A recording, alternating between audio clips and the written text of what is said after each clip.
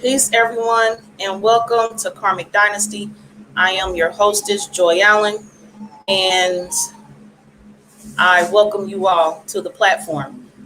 Anyone who is new, everyone who is new, welcome to Karmic Dynasty. It is an honor to have you here. I am pleased to have you in our presence and speaking peaceful, respective greetings to everyone. Hola, konnichiwa, rahubet, shalom, ashukwu noir, Udama Akeyor, Dua Duawu, Hetepu, Islam, Assalamu alaikum. Welcome to Karmic Dynasty. Today I have with me Z Malachi Ubuntu. Hold on, Z Anu Ubuntu Malachi. His screen name he has Z Malachi.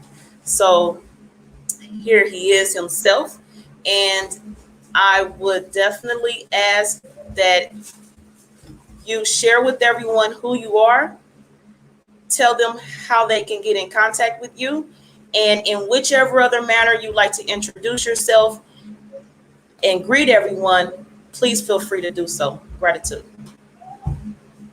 Shout out to M Town for setting this up. It's an honor to be here. I'm doing well and good. Z Anu Ubuntu Malachi is the name. You can find it on Facebook.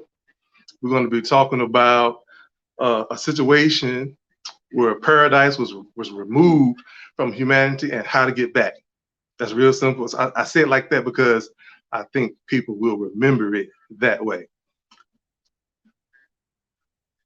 Gratitude. Go ahead. You were saying? Any questions before I start going in? Oh no, we don't have any questions. Probably the only question would be, how much paper do we need? Because we come with that paper and pen around here. We ready. How many pens do we need? We running out of ink today or what? Okay. Question. Right, that's y'all's answer. That's his response. All right, y'all. Okay. I happen to be on vacation too. Right now, in front of me is the beach, and people are surfing and boating and just killing it on the sand and the whole nine. That's what's up. My guest last night, she was at the beach as well. And I was attempting to hurry her up off of here so she can go enjoy that some more. I felt kind of bad that I felt like I was taking her from that moment, but she's in charge of her life. She didn't allow me to take her from anything. So, but I still felt bad. I'm like, go enjoy the beach, the scenery. Oh goodness, it's a must. So I'm going to be feeling some kind of way today, knowing you at the beach, and instead you in here chatting with us. But I appreciate your time, your efforts, your energy. I'm glad you're here. It's an honor and respect to you. If you wouldn't mind, go ahead and get started. Continue how you like to. Okay. And I'll share the comments with you and the questions as we go. Okay. Nice. I said so. This topic is difficult. My experience is that it's difficult for a lot of people because the solution is so simple. It's very simple. And we're talking about the solution to the things that we always talk about when we talk about issues. And so some of us talk about the system, some of us talk about the white man, some of us talk about enslavement or economic enslavement. These are terms that we are very familiar with, right? So what I do is I go into these terms and kind of peel the skin back because it's a false protection, leaving us so familiar with the terms is doing something to us that we know nothing about, and that is keeping us distracted, is keeping us asleep. I know you're familiar with those terms, so we're gonna kind of go over that. We're gonna talk about how we don't need to be using money at all in this world. We don't need to be using a barter system at all. And usually when I speak about not having to use money, the first thing a lot of people go to is, yeah, we need to be bartering. No, we don't need to be bartering. That's how we got into this mess in the first place, right? So if we think about an indigenous, autonomous people, the last thing you will be capable of associating them with is a barter system. You just haven't had time to think about it yet. So what they did was assist one another. You got a group of people living amongst one another who know that the greatest thing when it comes to life amongst them is stability. So we have to get back to realizing that the thing that's greater than money, greater than gold, the foundation of everything precious from here and on into the universe, you might want to write that down. From here and on into the universe, the most precious thing is stability. It's stability. So when you start hearing people talking about, I come from here, I come from there, I'm being very brief with that, right? I don't want you to, based on the information that I'm about to share, I don't want you to step to them with a negative challenge, but with an insight concerning what the stable foundation was or is. This is how you separate people who are going to be wasting your time from people who are not going to be wasting your time. That's why I say you might want to write that down, because from here and on into the universe, the most important thing ever, the most valuable thing ever is stability. What are we using to be stable? What is it around us in our environment that we have a relationship with that is helping us establish stability for ourselves, that is helping us function in such a way that whatever extension of ourselves that play a role in our lives is actually functioning in such a way that it keeps us stable. So I haven't even begun to emphasize that enough yet, but hopefully as we go on through the conversation, you'll begin to put the pieces together. And this is why I say a self-sufficient people who barter, who are autonomous, they did not barter, they did not trade. They assisted one another. Their value system was entirely different. But what you can ultimately concede is they're coming into a barter system by the way of a malevolent people who wants to come amongst them and see what kind of resources they access. You see, if a malevolent minded people, if you're just thinking about, all the people that we love to think about when it comes to immoral folk, right, coming amongst another people and they feel in some kind of way, probably because they can't control their lives, probably because they can't be seen as the boss, they got to put their colonizer cape on, get in there, and make these people the ones who get in where they can fit in. So the only way they're going to be able to do that is to find out what is actually keeping them stable. You with me? You got to stay with me now. You got to stay with me. So if they get in there and they say, well, we have these wonderful things, take a look at them, and if you would like some, we would be more than happy to trade with you for some of the things that you have. So what I'm doing right now is giving you an introductory into how trading probably came into place, okay? Because you can't come amongst a self-sufficient people offering to help them with something. You can't do it. They don't need anything from you. If anything, they're welcoming you and assisting you on your travels if you're coming through or staying or whatever, and they're assisting you, and your effort to be comfortable and sufficed. What can you offer them? They already have a system, right, that's taking care of them. But if you step in and your proposal is that, well, if you like these things, here you are trying to seduce an innocent people, an indigenous folk, with things that you have, because in your mind, you want to take talent. You're trying to take talent of everything they have, right? That they go to stand on and maintain themselves, to be self-sufficient, as we say.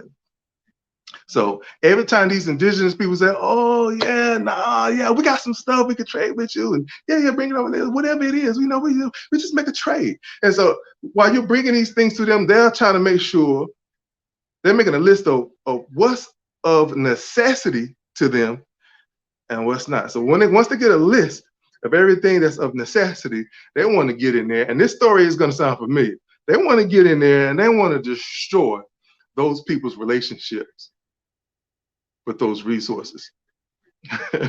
So before I even finish the story, you should know right off the bat, right? One of our main solutions for having our own everything, getting back to being the autonomous people that we should want to be, is that we have to get back to having a relationship with the resources on this planet.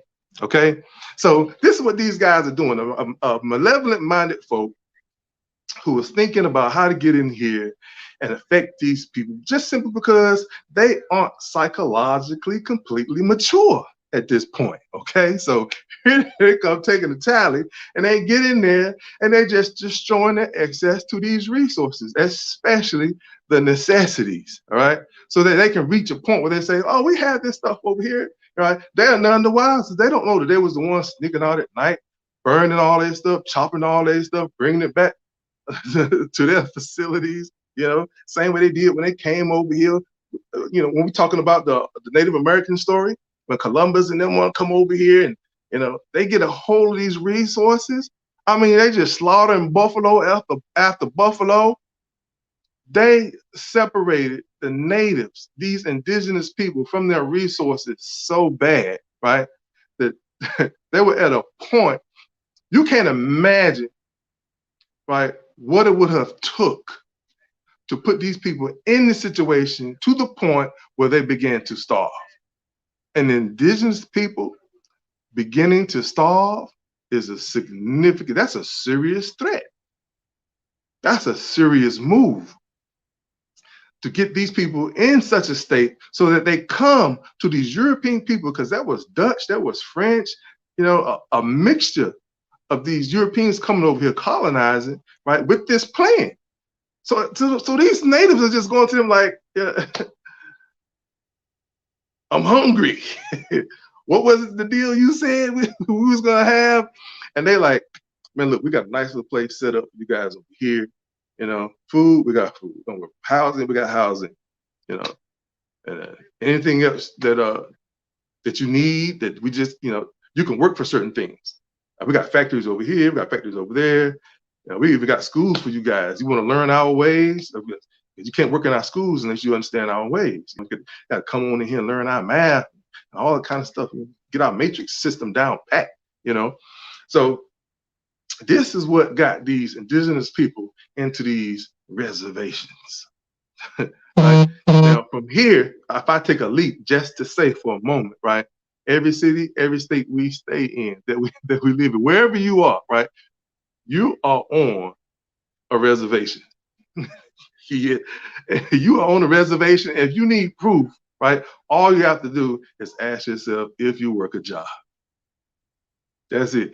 What are you doing to get money?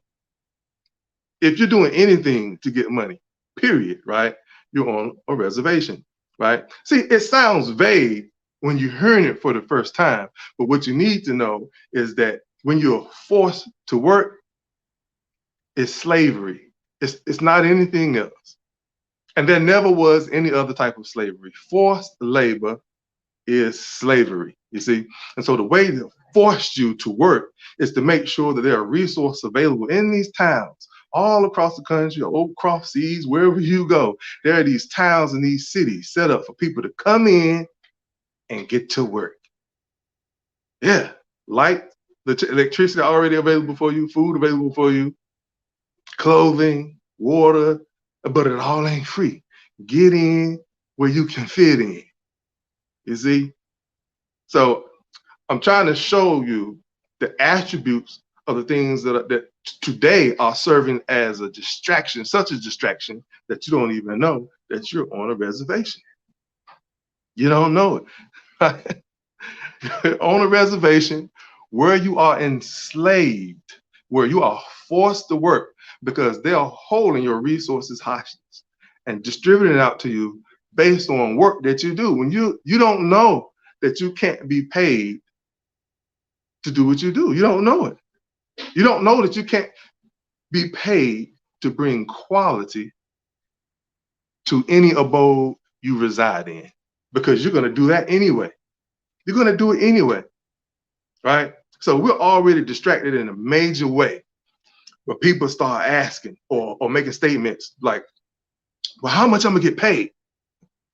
You got to go after your bread. You got to get your money, right? There has to come a day where we start talking about doing everything that we're doing with a plan on the side to eventually get away from the use of money. You can't continue preaching and promoting, being a business owner, let's get out here making this guap, right? Without eventually becoming a collective out here that knows that we need to eventually get away from the use of money, that we need to hold positions where our relationship with the resources are dominant in our lives. Otherwise, all this reparations talk, it don't mean nothing. We don't really even know what we're asking for. You see what I'm saying? So we got to have that relationship first. So let me back up. Let me rewind just a little bit so you can understand what I'm saying, right? All the way back from us being on a reservation and all the way back from us being slaves, right? I want you to be able to connect the dots, because here we're talking about, we're dealing with stories that they really didn't want you to be familiar with, right? And so the reason that we're not familiar with it is because we're kept busy.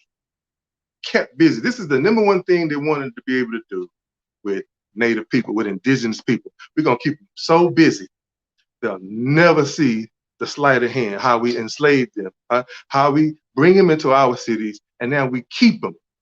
We keep them. Everybody will be none the wiser. Whether we say you're not on a reservation or you are on a reservation, you'll never know the difference, right? Simply because you no longer have a relationship with the resources on the planet. This is what capitalism or corporations, these entities, are all about, severing those relationships. So we really want to have a conversation about these issues that we love to talk about. We have to get back to talking about, if we believe we are the beneficent ones, right, then we need to gain a relationship. We need to gain the positions that have the relationships with the resources on the planet, instead of immoral people having these relationships, trying to tell you that I can pay you to do this job and I can pay you to do that job, when it's impossible.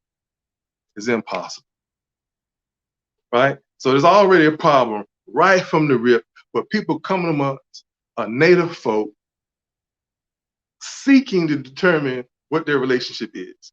And this is how barter came into place, right? So when I talk about we need to get away from the use of money, I am not advocating bartering. I'm not the one to agree with anybody who says we need to get back to trading, right? And sometimes I was one who spoke about bartering. So I'm learning some today. And at the same time, what you're talking about, I was actually just talking to my daughter about before the broadcast. So I'm actually in a transition without even realizing it, from bartering to assisting each other. So I'm okay. I appreciate you. I appreciate you today. Go ahead. Go ahead.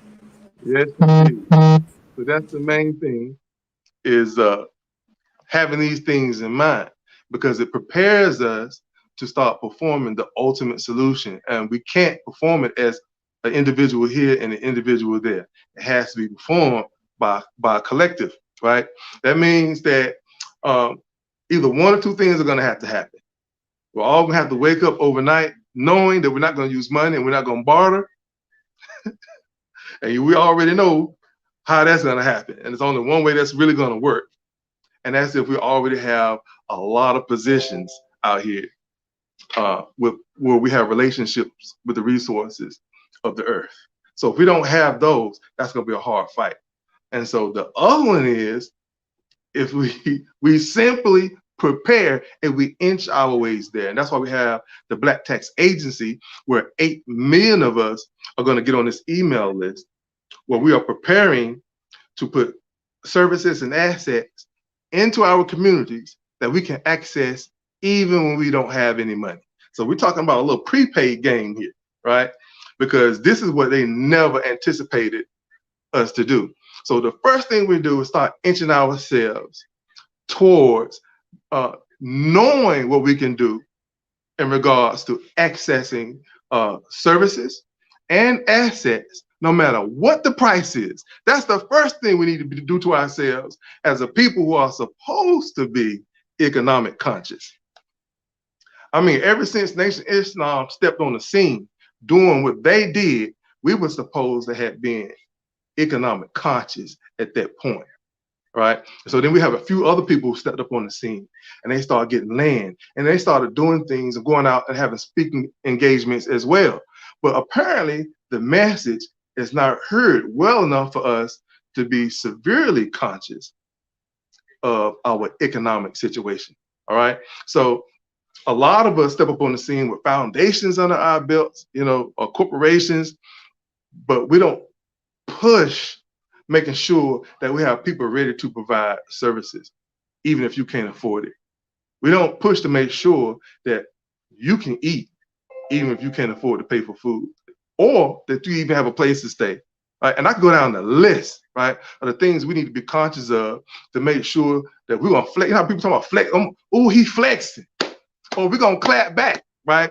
It should be done in an economic way, in a way where your attitude about when we talk about what we do for each other, like when that attitude is, first off, we know that we'll never starve, we'll never be homeless, right? We have to make moves to make sure these things are in our minds, because if we adjust to that, we actually conduct ourselves in a far different way. Our youth will actually conduct themselves in a far different way. It'll be much harder to get the youth to do a lot of the counterproductive things that they do in our community if they know they'll never go hungry, they'll never need a place to stay, they'll never have to worry about having to pay for medical assistance or and a whole bunch of other stuff down the list, transportation. So we should have been structuring ourselves to function in such a way that we web a network to make sure that we're simply trying to cover the cost to have services in play all the time, every time. All the time, every time, because we got children popping up, we got nieces, nephews popping up, grandkids popping up, and we're gonna be elders someday, right? So at some point, we've always said, I'm gonna say 1970 at least. At that point, we should have been establishing elderly care facilities that are paid for from us as a collective, and when we get in the mix, when we step in on the economic scene, everything is different because we're dealing with what we prefer. And that's a hard thing for people to realize, because we've been conditioned to prefer what this immoral tyrant wants us to prefer. So I'm just giving you some hints, right? Right. We should be wanting to work less hours. We should be wanting to work less days during the week, right? So I know a lot of people is like, what? Because our uncles and our granddads and some of our daddies, as strong as they are, and look us dead in the eyes, so you be willing to work hard for everything you own or everything you want, So that's not the move, man. We're already going to work hard for anything that we are enthusiastic about anyway, right? So you can't stop us from working hard when we're doing things that we love, right? But when it comes to finding a place out here where we're trying to make sure that they're not taking too much advantage of ourselves, we want to have a network already in place. So our desire to work less for those who want to enslave us comes into effect, and we're only working 4 hours a day, 3 days a week, and getting paid well because the payment is coming from us. You see, so let me talk about this being paid well thing for a minute, because earlier I was telling you that we can't be really paid to be out here putting quality into our communities. So what we're actually doing, once we become conscious enough about the things that I'm saying now, you know darn well by the time we find our engineers, the ones that's gonna build the generators to supply electricity to our neighborhoods, the ones that we build. Yeah, by the time we find the construction crews to build on the lands that we purchase as a collective, you see what I'm saying? Yeah, we go down a list. By the time we get our dentists in those communities and our orthodontists in those communities, and we got their payment structured all out for the next 2 or 3 years. All the machines, all the tools and stuff they're going to need to be in our communities, providing services for us, even if we don't have any money. You see what I'm saying? Those people are going to be benefiting from a collective that knows that what they're doing for these people is to keep them from having to be worried about how much is this electric bill going to be? Oh, how much is mortgage going to be? I got the grocery bill going to be pretty high. This is what I'm going to do. We don't want them worrying about that, right? So we got a basic pay for that, right? We're talking about a 4-hour work day, a 3-day work week, and $72,000 or $75,000 a year. I don't know. You tell me what that sounds like. Tell me what that sounds like to you, you see? And so all this person is doing, while we're taking care of them, they're taking care of us. They're in the community, making sure they provide their expertise to us. Something we already prepaid for. This is where we're supposed to be, you see? On our way to being autonomous people. So keep this in your mind, all right? Keep everything I just said in your mind, because what I want you to be able to do is to recognize this as a model, because we're going to use this model to put us back into the relationship with resources. Yeah, we can come together as a collective to cover the cost for people to get on farmland, learn how to work that farm, and distribute food from the farm to our communities. You see? So once you see that model, right, we go down the list all the way down to mining. Because if the malevolent network says, well, let's make sure they don't get their hands on no metal. We need metal, you know what I'm saying, to complement our building structures. Our building needs some foundation. Sometimes we need some metal for that, not just wood all the time. You know, we might need some utensils. So what we want to be able to do is say, fine, we can mine for metal ourselves, right? And then make the products that we need from the metals and distribute it to ourselves, right? So we need those positions all the way down to being miners. We're going to build these factories. We're going to bring more than one kind of engineer in here. We're not just going to have an engineer building generators. We're going to have engineers building the structures, the machinery, the robots that's going to be working in the factories for us. I worked with engineers before. You know, they do some incredible stuff. Just making machines to do whatever we want them to do. So once we're mindful of this, we're already kind of ahead of the game, right? We just have to be 8 million deep with this type of mentality. Like if you can understand what I'm saying right now, you might as well just go ahead to blacktextagency.com and get on the email list, because we're not doing anything until we can prove to ourselves that we can establish a cohesive foundation. And a cohesive foundation would be 8 million people deep on an email list, knowing full well what for. You see, 8 million people dropping $2 on solutions that they like. Every time you get an email that says, okay, we have 50 nurses that we want providing the service for the next 2 years. Here are the projected expenses. If you like what you see, you put in $1 or $2. So that's how the Black Tax Agency works. And this model is used to get us in all of the autonomous positions that we need. So we start with the basic necessities. We're gonna make sure we're positioned to make sure we always have food when we need it. We always have places to stay. So we're gonna have structures where our people that we depend on the most, they will have places to stay. Ain't no paying no mortgage. You know, vehicles. We're not talking about renting. We're not talking about leasing. We're talking about picking up a phone and saying, I need a truck, I need a car, or we're down here on the farm, you know, I need one of these tractors, and it's delivered to you. You didn't have to pay for anything. What the collective pays for, the collective owns. That's the kind of mentality we have to have. Only thing we need is a facilitator for it all. The Black Tax Agency is the facilitator. That's it. We get somebody to bring to you what you need. So our job is to facilitate your access to everything you need. That's it. We should have been on this a long time ago. So let me back it up, right? So that we can bring all the pieces together, right? We know what happened to an indigenous folk, a self-sufficient folk. Somehow they were severed from their necessities. They were severed from the resources of the planet. And a malevolent, immoral tyrant came into play and took advantage of that, right? We need to be concerned with recognizing that that situation is still in play. It's still in play today, right? And once we recognize it, we need to make an effort to get out from under it. To me, it's that simple. It's that simple to me, but I'm willing to have conversations with other people who feel like they still can't digest it.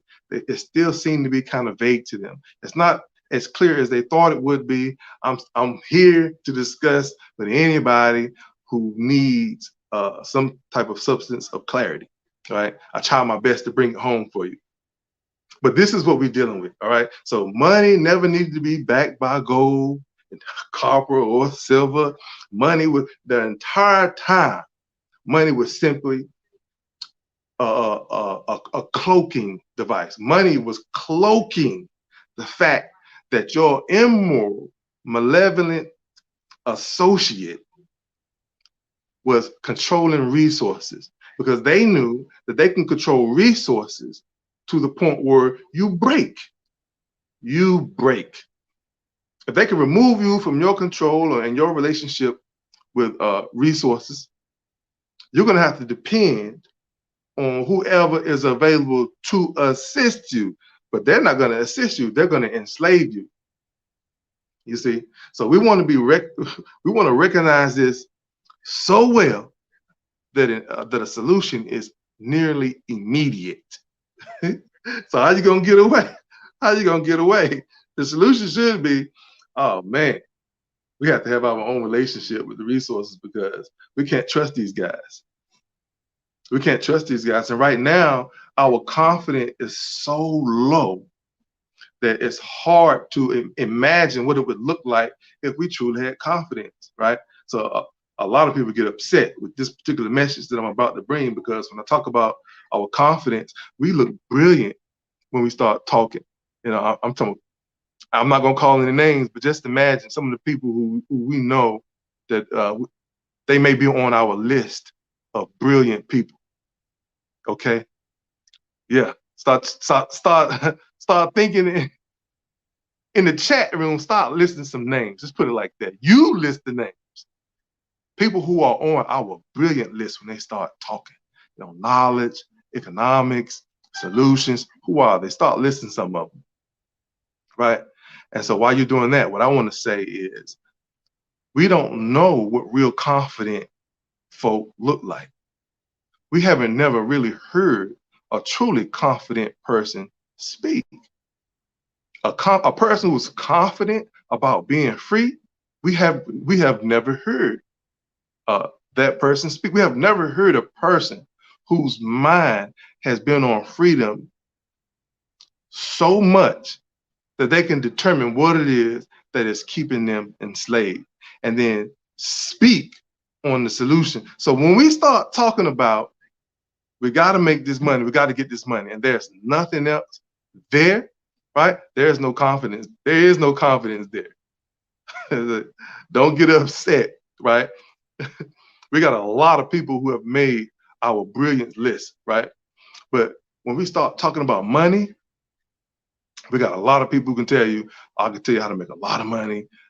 We need to buy a whole bunch of land. We're going to do this. But what's the ultimate solution? Like, what are we going to do once we have this land?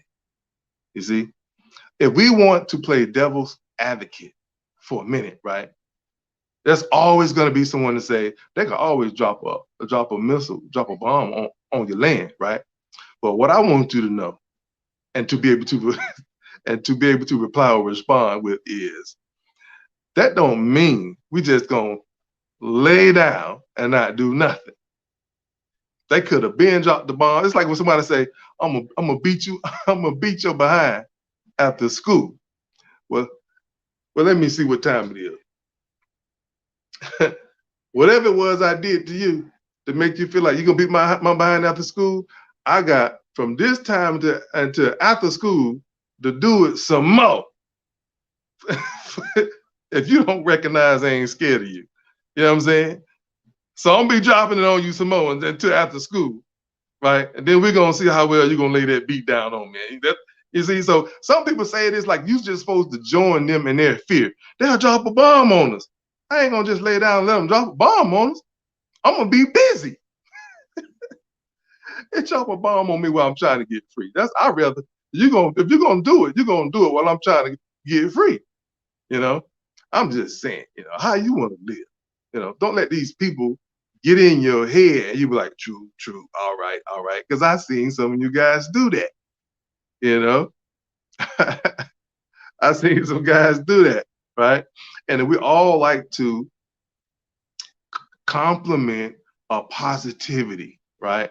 Because we get tired of challenges and negativity coming amongst us in our circles when we're trying to build. I hate to tell you this, but you should welcome it. You should welcome it only if you really believe in the solutions you already have, right? You can tell when people really don't believe in their solutions because they get upset. They try to tell a person they're not going back and forth with them anymore. You know what I mean? Instead of just dropping the solution every which way they know how, every which way they know how. So if you come in and you say, well, we got to pay for this, we got to pay for that, we already know how this world is set up. Don't get angry. Just agree with them. Yeah, we do need money in this world. There are things that have to be done that an individual over here and an individual over there can't do. Do you really want to talk about a solution? Are you aiming for a solution, or are you just looking to stay home in a complaint state, in a state of complaint? You just want to keep complaining and pointing out how defeated we are. Like, I'm the kind of guy that's gonna push you into coming up with a real solution. What you really want to do? Okay, they can drop a bomb on us. We don't own this. We don't own that. The most difficult thing in the world to do is to get us to unite or come together, right? We always talk about that, right? But does it mean that we're gonna stop promoting it? We're gonna stop encouraging us to do it? You're not just gonna lay down, right? If you know that you're not just gonna lay down, go ahead and get on the email list. Go ahead to blacktaxagency.com and get on the email list. See what I'm saying? This should be your attitude towards people who are looking to work together to remove all the instabilities that we can face in our lives, right? Because eventually we're gonna all find each other. We're gonna all find each other. We already have people who are doing philanthropy type things all across the community. But so all you got to do is link up. So if you have an email list where you got a group of people over here, and y'all just seem to be saints when it comes to uplifting a particular part of the community, eventually you'll link up with another group, right? And you simply manage how you want to tackle certain projects, especially those ones that we know they remove from us by a price tag. They thinking in their minds these people will never be able to afford to do this. So we know we got to come together to tackle them bands. We have to tackle them blocks, right? So we should always keep in mind that we're going to grow as a collective. My little group is going to expand someday. That's how you should be thinking. My little group is going to expand. So you need to make room for that expansion. Not everybody want to join your group and pay your dues. Be ready for that, right? We have to be able to come together in such a large group that the only thing the largest group ever can do that's meaningful is to tackle the instabilities and the deprivations that we all face. And that's what I set up the Black Tax Agency for. Only thing I want you to do is to know that the Black Tax Agency can't be the only one.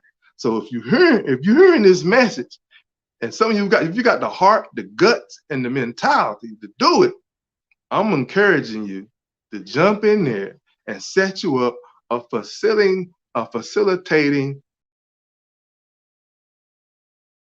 Our agency won't be the only agency that has 8 million people on an email list ready to dissolve these instabilities and these deprivations in our lives by making sure that we have the service people in our let's say repairmen that can go all up and down the East Coast or to the West Coast and back over to the East Coast, fixing anything that you need. Because you chipped in and you prepaid for this person's salary or these people's salaries as our vendors to just be there and available for us. So your car break down and you get depressed because you don't have the funds to fix it. I'm telling you, we can have such an effect on our environment as a collective as to make sure that these people are taken care of so that they can take care of us. That's far more dynamic of a activity that we have ever encroached upon as a people interested in being economically free. This is something that we should have been doing. So we yet again have to wait for us to take ourselves serious, come together as a collective so that we can cover the cost for these people to exist in our lives in this era before 2023 get here. You know what I'm saying? If the cars break down, they fix. We didn't have to pay for nothing. You see these crazy commercials, Car Shield, and the other one. I don't even know what the other one. I forget what the other one's name is. Car Shield. You got to go in there and pay a monthly fee. Your car break down, and I think the deductible was like $100 or so. That's crazy. That's crazy. Why not just cover the cost for our loved mechanics across the country? Cover their salary, and then put enough in there to cover parts and the shop and everything that they need, complimentary to the shop for the next 2 or 3 years. This is how you play the game. This is how you play the game. So when your car break down, you know you don't have to pay for nothing to get, like truly nothing to get it fixed. You ain't paying no deductible.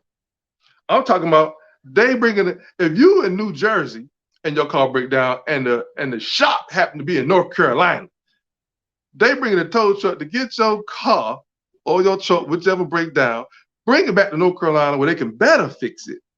Fix it, then tow it back to you. You ain't have to pay for nothing other than what you paid for initially just to put it in play.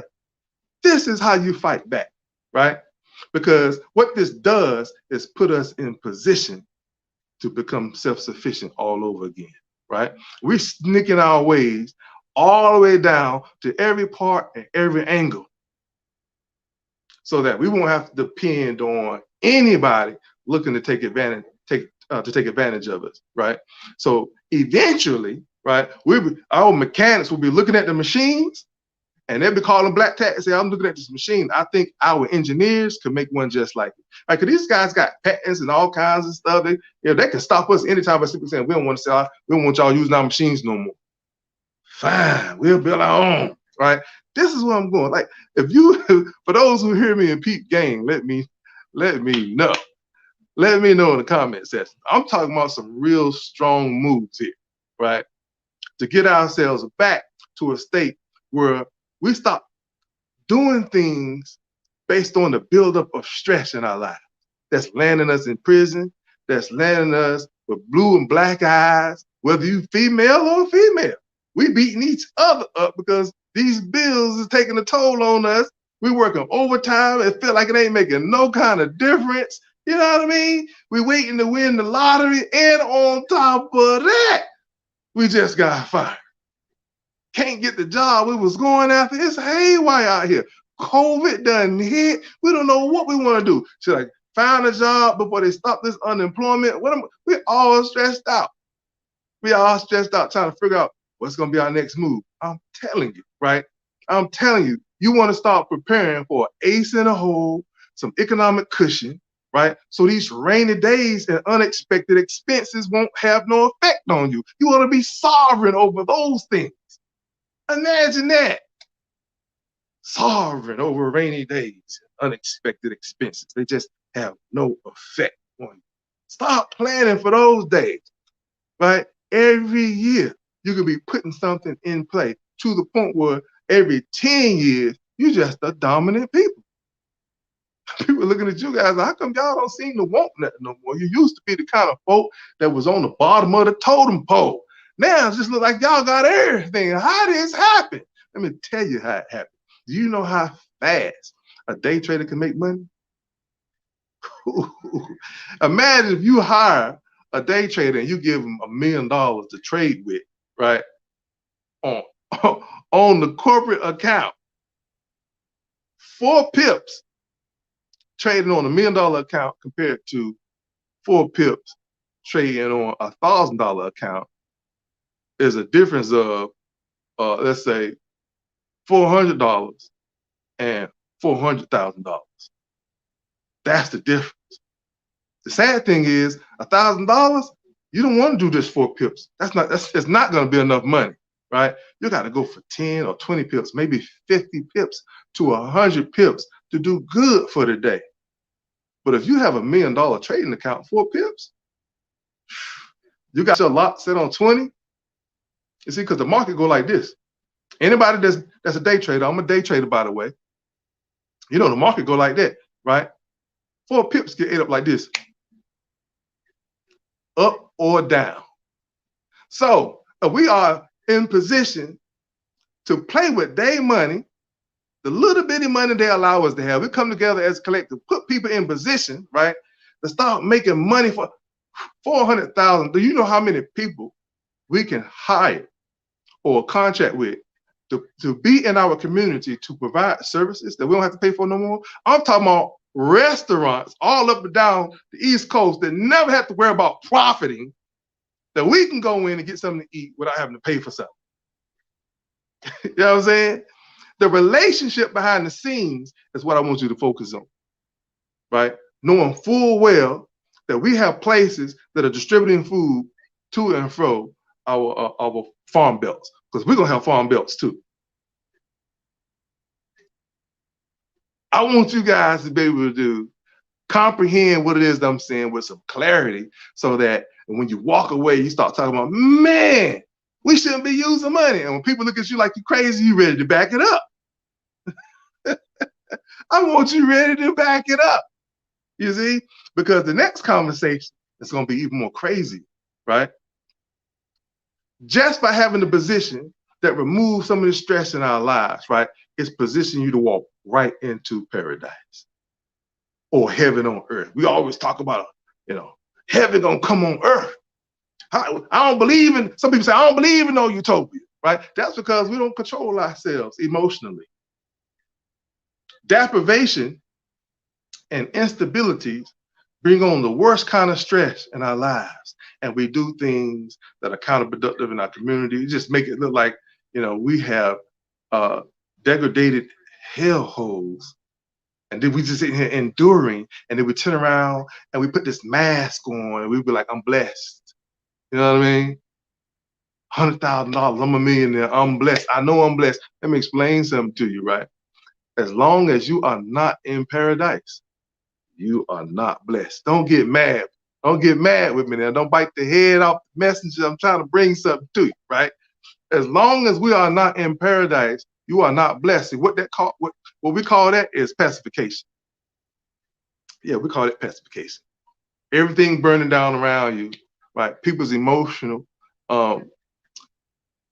attributes are just obliterated. There is nothing governing them, right? These people can blow up at any time, if not burn down their own house and take somebody else's life, right?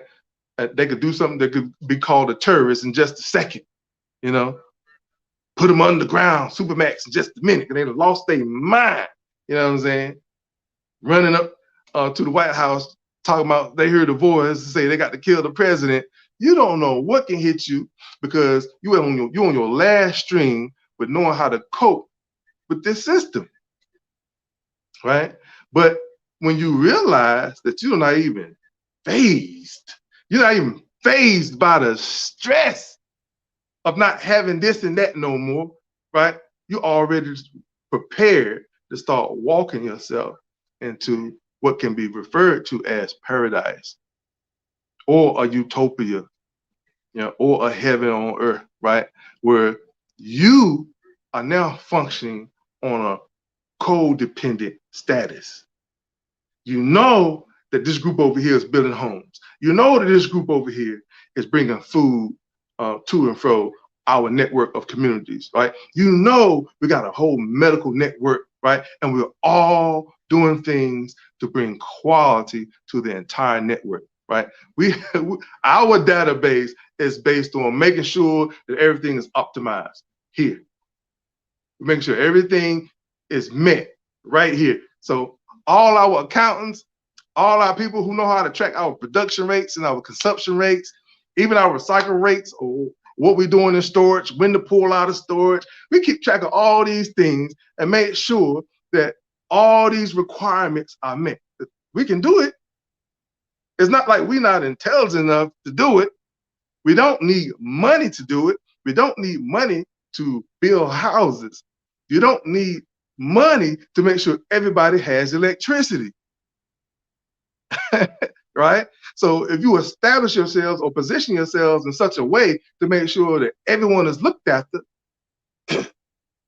you can see how it's an easy thing to get away from this immoral, malevolent folk system. But they distracted us so bad we can't even talk about it. I'm hoping when I'm finished here today, we can at least start talking about it. Because if we don't talk about it, it's just more people walking around here never having a conversation. And when you put that NEVER into the category, man, you talking about another era of zombies, another era of sleep, another era of complaining and talking about the Matrix and talking about how we ought to get out of here. Man, we're talking about another era of no momentum. We need some momentum up in here. We need some momentum. BlackTaxAgency.com, you got to go get on this email list.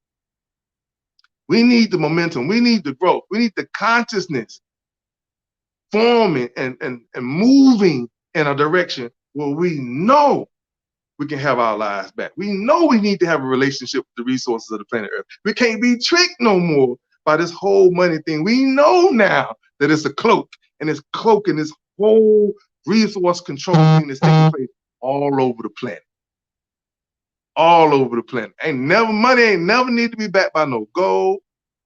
It's just it's a whole idea that comes up with people who know they stepping in to control you.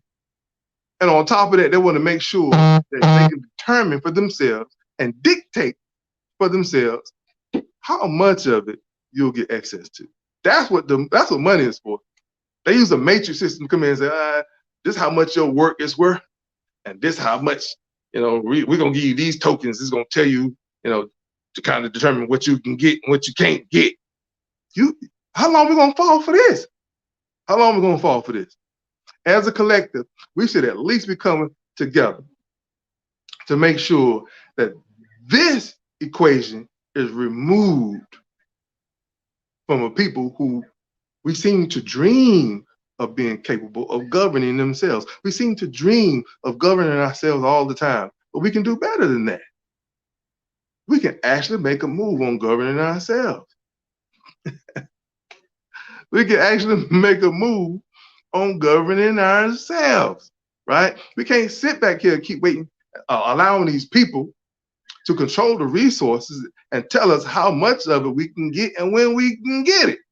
So we got to come together to remove some of that off the playing field.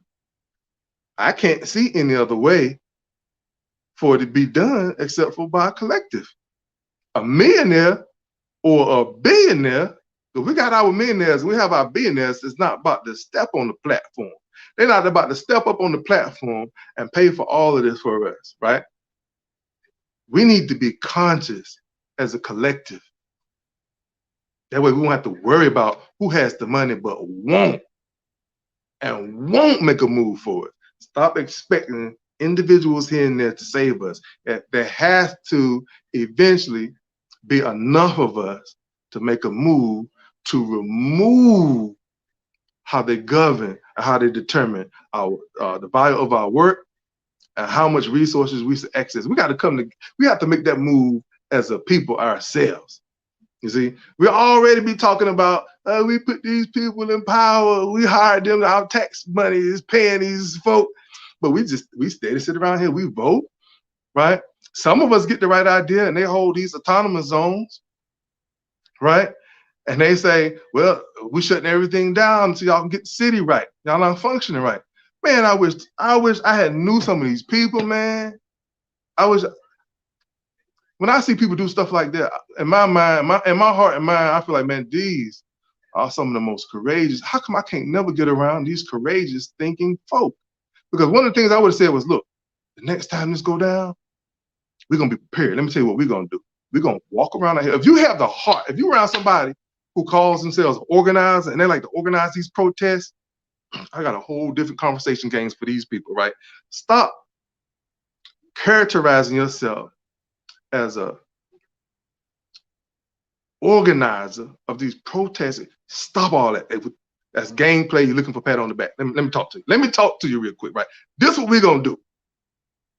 If you got the energy to do all that, this is what we're going to do. We're going to walk around to all these companies in our neighborhood. I'm talking about Harris Teeter, Kroger, Food Line, all the companies, anybody you could think of. We're going to let them know the next time the city do something that we don't like. Everybody that we put in office, the next time they do something we don't like, even if they're just standing by on certain things, if they're just being complicit, right? When a bad deal is going down, we're shutting it down and we're creating an autonomous zone. And let me tell you what that means. Autonomous zone means when we walk into the grocery stores in our community, we're not. That's what I want to say to these organizers. Say that one more time. Say that one more time. Okay.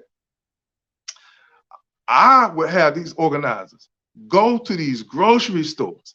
You got to go to these Food Lions, these Harris Teeters. You got to go to these convenience stores, any place that you go to that has resources that you need and you need access to it.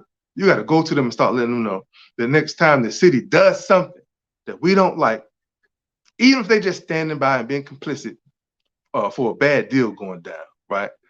We shutting this town down and we're establishing an autonomous zone, and our autonomous zone is going to be the kind where when we walk into your store, we're not paying for nothing. Yeah, we're not paying for nothing, bro. It's not a threat, but what we're telling you is you should be aware of this and make a move to complement it. So go back to your general manager or your corporate office and let them know this is the city of Durham. They talking like this. We in Raleigh talking like this. LA, they talking like this. You know, everybody is talking. So the corporate is getting messed. Okay. So, and as many times as California has had a freeze, y'all need to listen up. And the many problems as New Jersey be having, y'all need to listen up. And I know you preachers is coming together in New Jersey on some deep stuff, because I was on your conference call, right? So I know you're about to make a power move in New Jersey. So listen up. So these corporate folk, they're gonna say, oh, okay, so this is how they're gonna conduct themselves in case the city does something that people don't like, the taxpayers don't like. So let's go ahead and start establishing a budget to make sure that everything can continue to function. So they're gonna establish a budget for you when you come into the store, get food, you're gonna bring it to the register. You ain't just taking it, walking out. Like, that's just theft.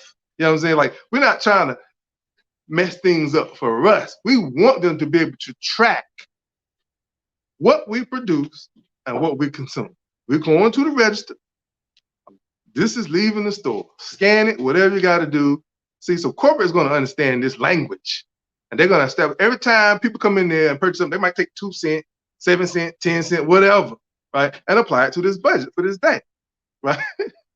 For this day that you took time out of your precious life to go let them know, next time it go down, bro, this is how we do it. This is how we doing it. We're coming in here. We're not paying for nothing when we establish an autonomy zone. We're letting you know now ahead of time so you can establish a budget for this. You can come to the register, whatever we need. We're going to take what we need. We're not going to take a whole bunch of stuff. We're only taking what we need. This is how we're doing it. right? So you better start getting your records together now. You got us getting your cards and you scanning all that. You see the kind of stuff we buy on a regular. You better start taking it serious now, right? So if in case you want to deny anybody, you have a good claim. Say, we don't usually buy this, sir. You don't usually get this, ma'am, right? You don't get this many, right? So you have something to stand on, right? We'll at least allow you that much room, but you better start taking it serious. Because when we come up in here and be like, I'm leaving up out of here with this one way or the other. Now you can scan it so you'll know what you lost. And we'll run it like that, So when you operate like that, probably all up and down the East Coast, from east to west as well, right? These corporations are gonna say, well, man, I don't think we want to test these guys. So if you test us, this was gonna happen, right?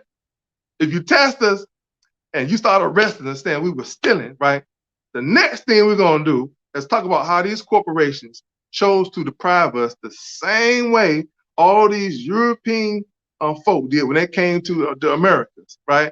Came up here trying to starve these Native American folk, separate them from their resources, and enslave them. You trying to do the same thing, damn well we came and we let you know ahead of time, here you go trying to starve us out. And you're part of a conglomerate that keep communities fed. This is how you act, bro. Shutdown time for real, bro. It's gonna be shutdown time, right? And so the next move is obvious. Obvious. You cut up so bad. Now we got to set up different structures, right? For people in our community to say, now we have our own farm belts. We got our own place where we get resources, food, all our basic necessities, stuff like that, and we bring it to these stores. So when we have autonomous zones, the next move after you cut up Harris Teeter or Kroger's or whoever, after you cut up, the next move is nobody shopping at your joint at the next autonomy zone. You see? So you can either cooperate or get with what's coming next if you don't cooperate. Because you could very well be out of business if whatever city we reside in cuts up or do something we don't like, and we establish autonomy zone. Autonomy zone means we ain't paying for nothing nowhere. Yeah. So I just want to talk to these organizers, like, go out here, man, let the message be known that this how we doing it, right? Yeah. That's my message to these organizers out here. Like, my economic fight game is like, I'm throwing elbows, everything I can do, right? We always talk about hurting their pockets anyway, right? Let's go ahead. We yanking them things like that, man. Oh, come on with them pockets. You just ain't gonna have no pockets when we done with you. Like, you should have never even been in this situation in the first place. Had nerve to sit up here. We're going through hell in these towns. You stay sitting up here, ain't offering nobody a discount. Now we ain't even going for discount, bro. So let me tell you what it's gonna do, right? If we establish these situations as organizers, right? If we are successful, what we would have done is show ourselves what we can do as a people without having to use money. That right there is going to empower you so much, right? That corporations will be offering an entirely different deal and how they function in communities. If you peep me now, peep game now, get with your boy now. I'm trying to tell you something. Before you realize what happened, all these corporations will switch how they function in the community because they can see the power that you will be coming into. These are families. These are people, man, that are doing things out there in the world, sitting on top of billions of dollars. Wow, people paying for this. I'm chilling. I'm good. You know what I'm saying? By the time this right here hit the news, organizers start moving a little different. The swag is on a different frequency when it comes to the pressuring folk that's doing stuff they shouldn't be doing. I don't know, maybe somebody in your town embezzling. You know what I'm saying? It's gonna be a serious whip gonna come with that. You know what I'm saying? You say we can't have no more programs because somebody embezzles some money. I just don't want to believe that, sir. I just don't want to believe that. So here's what we're gonna do. We're gonna go ahead and establish an autonomy zone, and we already told you what that means, right? You're gonna come up with the funds, you're gonna enrich the Black community, you're gonna do something. You're gonna do something, right? I don't care if you don't get your story straight, but you're gonna do something to assist us and accommodate us. Unbeknownst to you, until we get free of this whole thing anyway. You see what I'm saying? So we got to be able to bring the pressure just like that. Look, if 8 million people can be on an email list with this kind of conscience, right? You could even tell your boss man, I'm coming to work. Let me back up. Because I want this to mean something to you, what I'm about to say. You know how last year we had this huge movement on preparing to have a blackout. You guys remember that? It's like don't spend money here, don't spend money there for these few days. Remember that? The blackout, right? I know y'all remember that. The blackout. So peak game now. If you 8 million deep, that's a nice number, right? And I'm not even saying nothing yet, because once 8 million people set precedents, that's 20 million out off gate. That's 8 million people have the power to influence 20 more million off gate. Okay? So by the time you step into your boss man's and I'm coming to work, but I don't want the check. Bear with me now. I'm coming to work, but I don't want the check. Yeah, it's gonna cause some problems. HR ain't gonna know how to deal with that. Well, we're gonna still send it to your direct deposit. I'll close my bank account. But you can't come to work if you you fine because I don't want money. See what I'm saying? Let me tell you what would happen if a massive amount of people continue to go to work and tell their bosses, you know what? I'm no longer working 5 days a week. I'm coming in on these 3 days right here. I'm coming on Monday, Tuesday, Wednesday. I won't be back in no more. If they say, well, what are we supposed to do? You can't do that. As far as I can recall, it's like 8 million, maybe 28 million of us around the country still doing things to make this country run. So you might want to hire some people who are on the same page I'm on, because they're gonna do the work. They don't even want to get paid. But at this point, you have no people who are unemployed. People ready to work now, and they don't even want no money. They just want to make sure that the hotels in our community stay open, that the fast food restaurants in our town stay open, whatever, the hospitals stay open. We just want to make sure the quality we have in our community stay the same. Imagine anybody trying to figure out how we're gonna get around this. Your immoral tyrant enemy is thinking about sending the cops to your door because you won't pay your mortgage no more. You can't pay rent or mortgage because you don't want to check no more, right? People who own homes, I'm trying to say, well, look, I ain't a corporation, but that's my house. You need to pay your rent. We're gonna look them dead in the face and be like, how you paying rent? How I'm gonna pay you rent when the bills that you used to pay, you no longer got to pay because we done made a movement. We done already set foot in the door. Well, we ain't paying for these things no more. How can we pay for it if don't nobody getting a check?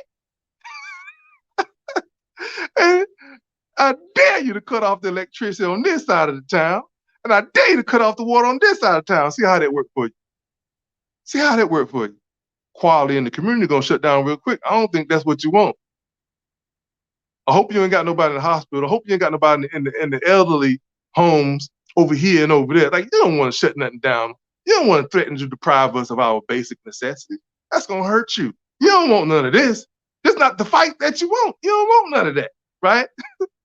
So you looked at the realtor dead in his face and say, you ain't got to pay these bills no more. What you asking us? We don't even have money. What you asking for money?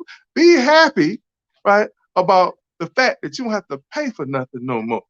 Just because we done set our foot in the door for this right here. We done got it set right where we want it. So just imagine for a moment, millions of people is telling their boss, man, I don't want the check. I don't want the money. Knowing full well what that means for you. You ain't paying rent no more. You ain't paying mortgage no more. You ain't buying food no more. You're walking dead into them stores without an autonomous zone, getting the food that you need, only what you need. You know what I'm saying? Going on about your life. You still contributing, bringing value to the quality of the community. What? What then? You know what I'm saying? But that's just something, that's just food for your mind right now, okay? Because I want you to be able to perceive what it is I'm telling you about, in case you still have a difficulty about the moves that I'm telling you that we could be making when we get on the email list. Get on the email list, we can inch our ways there, right? We can inch our way there until we're ready to just say, I mean, we'll keep coming to work, but we ain't talking about no boycott. We ain't talking about no boycott. We just don't even want the money no more. And what you gonna do when there's some people that's telling you we don't want the money no more, they're still willing to do the work? What you gonna sit there, look at them and say, you're gonna work for free? We're looking dead at them talking about free as in it's better to be paid. What is you talking about right now? It's not better to be paid, bro. It's not better to be paid. Stop it. Right? If you have to say that, tell yourself, you have to put it, adjust it in your mind and say, we're doing it for free. Okay, then go ahead and think, yeah, bro, we're doing it for free. We're doing it for free, bro. Right? We're doing it to be far more free than what you can imagine. You know what I'm saying? So I want y'all to be on that game. I want you to be on that page. You know what I mean? Because when we talk about the things that we can do just to inch ourselves there, it's amazing. It's amazing. You know? And I want you to be able to have this conversation with your associates. What was that guy talking about? Because I heard you say something about it too. Like, we don't need no money. It just sounds stupid, right? Just be comfortable in knowing that money is a cloak.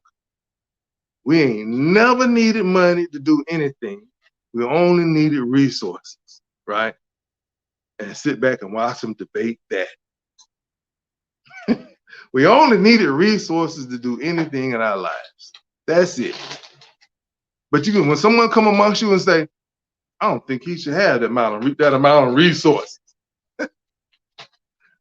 When a person come amongst you, he's thinking, why should he have more than me, right? And gonna do something about it. That's the only thing you should be concerned about. So, what's the problem? You got everything you need, right? You can go anywhere you want to go, right? You get sick, we got some people who's gonna help you, right? Like, why are you worried about? Like, I prefer the same thing, but why are you worried about? Because I have access to the same greatness in life that you have access to. Like, some people like that, you could tell have not grown completely. They're not mature. They haven't developed, right? But we know from what we're experiencing now and in the past that we got to be watch for that as we sell for being completely free, as we sell for living in a life. I mean, sell for living in a life of paradise. Because that's where we headed. That's where we headed, right? Money don't just crash or fall or devalue. I want people to know this so you can stop saying it because it sounds good. As people say, oh, the monetary system about to come to a crash. Monetary systems don't crash, bro. They don't crash. And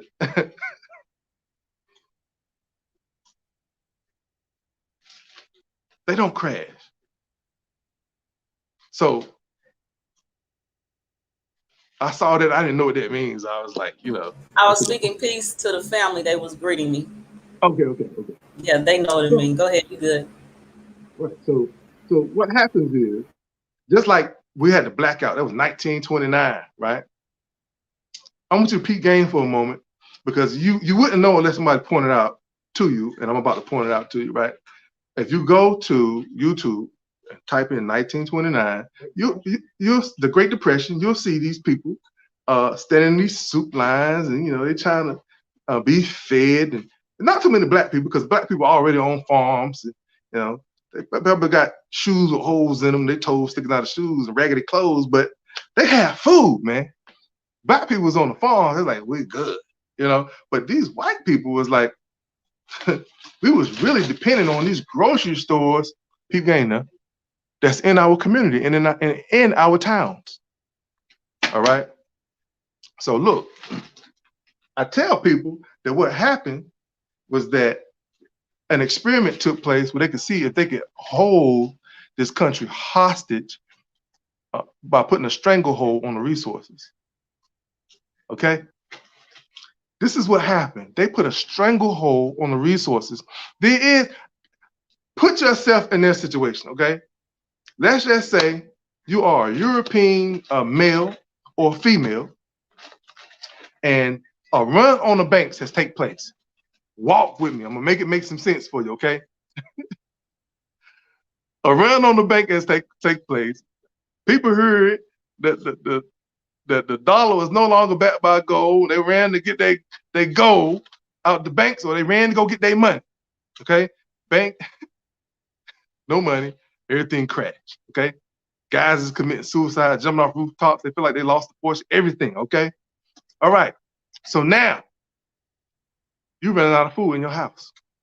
You're going into town. Walk with me now.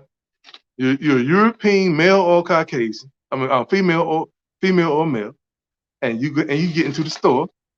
The store owner is there, and you say, "Man, your shelf seem pretty empty. I just came for a can of beans or something. Do you got something in the back storage? Maybe you could let me, have." And they send us in. We don't have nothing. We don't have nothing. Now these stores was your lifeline. These stores was your lifeline. Okay. Now I know you weren't living back then, right? But when you put yourself in that situation, and you know a little bit more, you didn't suffer from the type of stress that African folk suffer from, that Black folk suffer from after having been deprived severely. You see, after having been deprived severely, you're not sitting there like them, not knowing what's going on. They're like, I don't know. Black folk, I don't know what's going on. Food grow here on the farm, we eat, we work, try to stay out of them folk way, right? But you as a European, right? Because remember, you see yourself as a female or male European, right? You are not subject to this kind of stress, right? Which means you've had the mentality to think a little further and say, we know our food comes from certain places and to the stores in our community. So while you standing right there in front of that person in the store, and they trying to tell you, no, we ain't got nothing in the stores. We ain't got no beans. Mr. Holcomb, he down there serving soup to everybody. If you're really hungry and you ain't got nothing else to eat, you go get something to eat right now. He's serving. They got plates out and they putting food. YouTube it, 1929. Look at the lines. Okay? What I just laid out to you is stuff that they will not tell you about. You go to your store first before you step in that soup line. Bro, you got some stuff in the back? You know I'm telling the truth. And what they gonna say? Nah. How everybody end up in these soup lines? How everybody know where to go? Right? Okay. So let's just say you're a little smarter, right? You ain't suffering from the same stress that the Black people have to suffer from, right? And you say, bruh, now I know you have to go pick up your inventory. So I know you got to stand. What you saying? What you saying? You ain't gonna get no food from our suppliers? From our suppliers? Because you know more now, right? You're not suffering from the kind of stress that keeps you from just knowing this basic information. I know you get this stuff from our suppliers. What's the problem? I'm gonna tell you because we're in this together. I went up there to pick up some stuff from the store, and the supplier said, we don't have nothing for you. We don't have nothing for you. Family, tell me what that sound like. Tell me what that sound like. The farm belt dried up? No, sir. No, sir. They pulled the resources. They stocked them somewhere where only a few people can get access to them, right? And they put a stranglehold on the country. That's what they did. Won't no run on no banks. Ain't had nothing to do with no money, right? Because money don't make food jump up off the land and jump on your plate and say, here it is. I'm gonna taste good. Money don't make food do that. So without money, we still had the capability of picking this food up, bringing it to where it needed to be. Ain't nobody can stand in front of us and say, you ain't got enough money for me to take that, or you ain't got enough money for me to ship that. Bro, you got to eat. You a part of this whole network of people who got a stomach. What are you talking about right now? You see what I'm saying? There's no way in the world this should have happened because of a run on the banks. Are you hearing me now? I'm coming through nice and clear. This ain't got nothing to do with no money, bro. Right? People never needed money to clothe themselves, to feed themselves, and to build homes, bro. They never needed it, right? You put yourself in a town where people who think they're real smart, they think they're real hip, and they say, we're going to get everybody to perform according to our will. They're going to provide according to the task that we want them to do, right? And we're going to make sure that they know we got food here. It's here now. It's here. We got water here. And we got people with all kinds of talent. That's the double whammy. How you get people there with a whole bunch of talent? You sitting there telling people, we got food here when you need it. They're already thinking, well, case, I ain't got no money, but I can get credit. I work for it. You know that's what you wanted them to think. You wanted them to think that, right? So now they're in your town with all kinds of skills, whatever it takes, and they bringing all this together. And you sit up here talking about, I'm going to get it on some credit. Oh, I got me some money now. I can go pay for this and I can go pay for that. Never had to have money for any of that. You got a malevolent people who sat there and said, let's make sure they know that these things are available, but it's not free. It's not free. Get in this town somewhere where you can fit in, right? Find a place to work. And one of the things that we will use as proof that you deserve whatever you can pay for, or most of the stuff that you can pay for, right, is going to be money. Right? That's trickery. That's trickery, bro.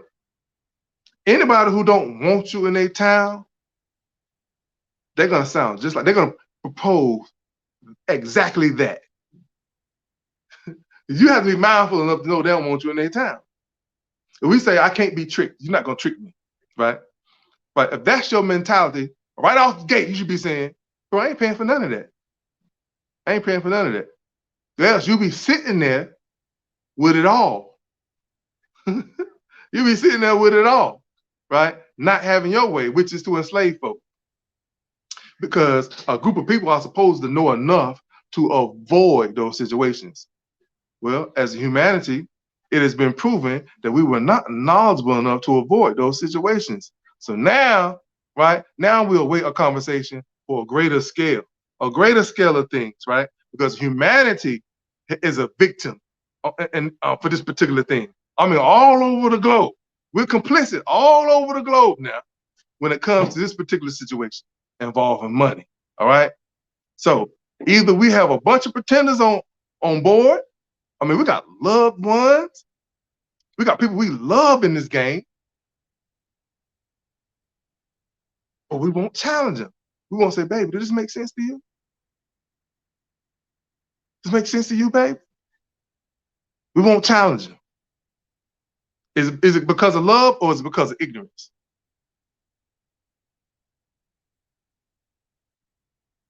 So until we find ourselves as a people that will challenge and will seek clarity, this is what we're going to be dealing with. I saw a statement up earlier. I meant to read it. Which was, you know what it was referring to? The statement? No. This one?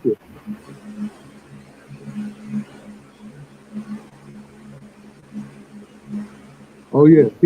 Okay, so I think Sister Charbe is looking at the video on YouTube. And she said she's on Facebook. Hold on, y'all. Hold on, my bad. So I think she may be looking at some of the videos about 1929. And then she talking about today, how some of the shelves are empty now. Is it except for some places I visited. Yeah, she's traveling right now. Okay. She's moving around the states. Yeah. Like South Dakota and Wyoming. How about we develop a community trade system? We have our own resources and our areas available for us to shop and now visit these institutions and not visit the institutions at all. Yeah. The idea is on point, but the terminology, we got to get away from talking about trade. We got to start putting our people in a position where they wake up about how we present things to ourselves without having to pay for it. We want to talk about how we present things to ourselves without having to pay for it. So we want to try to keep that whole language about trade out of our conversation. So we can say we have a market and a place you can go to get some food if you need food, right? And so when a person said, well, wow, who paying for all this? Like, how can I be a part of this, right? That's the point. That's the point. We want you to be a part of the network because we have more things that we want to prepay for to make sure it's available to you, even when you don't have any money, you see? So it's not like, you can go in there and, bring some bananas so you can get some apples, I just want to be careful of the terminology is all, So yeah, but we should be establishing these markets, like the sister said, so that we can't be dependent on their markets. So now, when COVID hit, we had a lot of people who owned marketplaces. They got a rude awakening. People who own meat factories and we actually had some mom and pop Whole Food stores, right? Like if you was not in the network with these malevolent folk, you got a rude awakening. You see, so this is more proof that we need to be behind these people, not in the way that we say buy black or support black business owners. No, we need to step to these people and say, okay, we're about to make an agreement with you because we're not going to be in this to make you rich. You know what I mean? Like if you really want that and you find a way to kind of do it on your own, but what we really want to do is to solidify a situation for ourselves via your access to certain resources, right? But we want to move on from there because a lot of these people have relationships with suppliers and they stop right there. Like we want to move through these suppliers, you know what I mean? And we want to duplicate. If they don't become allies, we want to duplicate. It means we're going to find territory, we're going to find land, we're going to grow the same thing that they're growing, you know what I mean? And we're going to phase them out. We're going to phase them out. If you don't accept our proposal, which comes with free housing, free transportation, free food, free water, and basic necessities, like if that's not good enough for you, we're going to phase you out. We're talking about all the Africans is over there mining for all the greedy corporations. Yeah. Our language is over here is apartments, flats for you. You don't have to pay no rent. We found out a way to bring groceries. We got a store built into the flat. Groceries right there. You don't have to pay for it. Just go in there and get what you need. We got all that set up for you. We just want you to mining for us. That's it. We just want you mining for us. You see? So that's how we coming. And we want to make sure we phase these people out that don't want to be allies, right? There's a lot of mining companies that's set on enslaving folk all over the world. Taking advantage of folk all over the world. Wholeheartedly believing in capitalism. So we want to be able to phase all that out. So everybody that we step to, like that has skills or position, that's how we're going to step to them. Like if we see that you're holding position here, we got a deal for you. We're going to make sure that you're taken care of. We don't have to worry about nothing. If you really want to become a millionaire and you all interested in capitalism and having that, you're going to say, nope, not interested. Okay, fine, you're not interested, right? But we need to know what we want from the get-go enough to say that whether we have these people who already have certain positions or not, we know that we're going to acquire these positions on our own anyway, point blank, period. End of story. We're going to acquire these positions. And we can acquire these positions if we have a massive people involved. And I'm talking so massive that you won't be complaining about putting in $20. See what I'm saying? I don't want you saying $20 is a lot, man. You know what I'm saying? That's why I say 8 million folk, because now we're talking $2. Yeah. Now we're talking $2. Now we're talking 2 cents. 2 cents from 8 million people is $160,000, I think. Right? $160,000 can hire a lot of folk to do certain things in our community. And the Black Tax Agency is facilitating your access to these services even when you have no money. That's power. That's power. So that's what we after. 2 cents? 2 cents? Come on, man. You gotta holler. You gotta holler at your boy, man, for doing some real work, man. And so when we start talking to our people, we want to say the same thing. What about something like this? What about something like that? What about covering the cost together to make sure our elders are really being taken care of in these elderly care facilities? You know what I mean? Let's stop wishing for the best when we know that's not going to happen, because we know these nurses and these nurse assistants are being exploited and they're getting tired of it.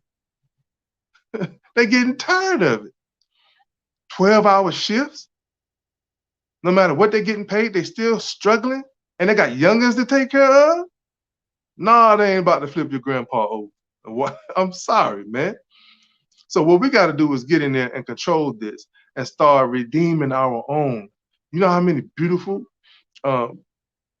daughters and granddaughters we have out there, nurse assistants and nurses that we can bring into the fold. We can establish our own elderly care facilities and bring them in there for 4 hours a day, swapping it out. We ain't talking about cheating them in no pay. We're not trying to compete. A competitive pay, that's complicity to enslavement. Competitive pay, that's robbery talk. Yeah. We're not trying to do that. We're trying to get them in here, drop this $72,000 on them, make sure they're happy, well taken care of, and move it on to the next. Make sure this facility is fully staffed and nobody's tired. They can still enjoy their lives. They got money in the bank, right? And our elderly are strong. They have their minds, and they can love. And the elders are known for their ability to love in huge ways, in great ways, right?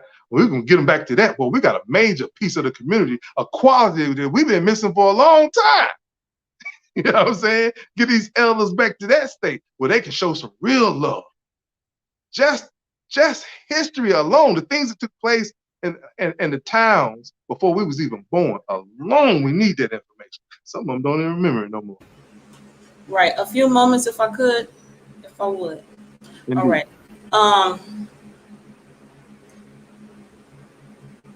My platform supports what you're saying. The message, the mission, the movement of my platform supports what you're saying. Right now, I am going to share some events that I have coming up in my lecture tour. I just left Washington, D.C., donating books to promote literacy awareness for our children in that area. And while I do that, I would like for you to read the private chat and answer that question in there for me. All right. Gratitude. All right, everyone. So I am, again, as I mentioned, on my tour. And the first stop was this past Saturday in Washington, D.C. And my next stop, here's my community event date schedule. My next stop will be in Pittsburgh, Pennsylvania. That is in 2 Saturdays, September 4th with Ramutef Queb, and it is for the Neteru Tuatep Astrology Conference for 2021. And actually, one more time, goodness, I've been busy. Apologies. I have an updated flyer, and I'm gonna get it together and show it before we end this broadcast today. So we received feedback. Tickets have been reduced based on feedback. So regular price tickets now include a free reading. The reduced price tickets do not. So if you're comparing notes with other ticket holders and they mention a free reading, it is because that was with these regular prices, which you see on your screen. The tickets for ticket holders for the event and vendors have been reduced in the past 3 days. So I'm going to share the updated flyer before the broadcast is over. So for more information, email me at mkdtnt@gmail.com. This is the only event on my lecture tour that I am co-hosting.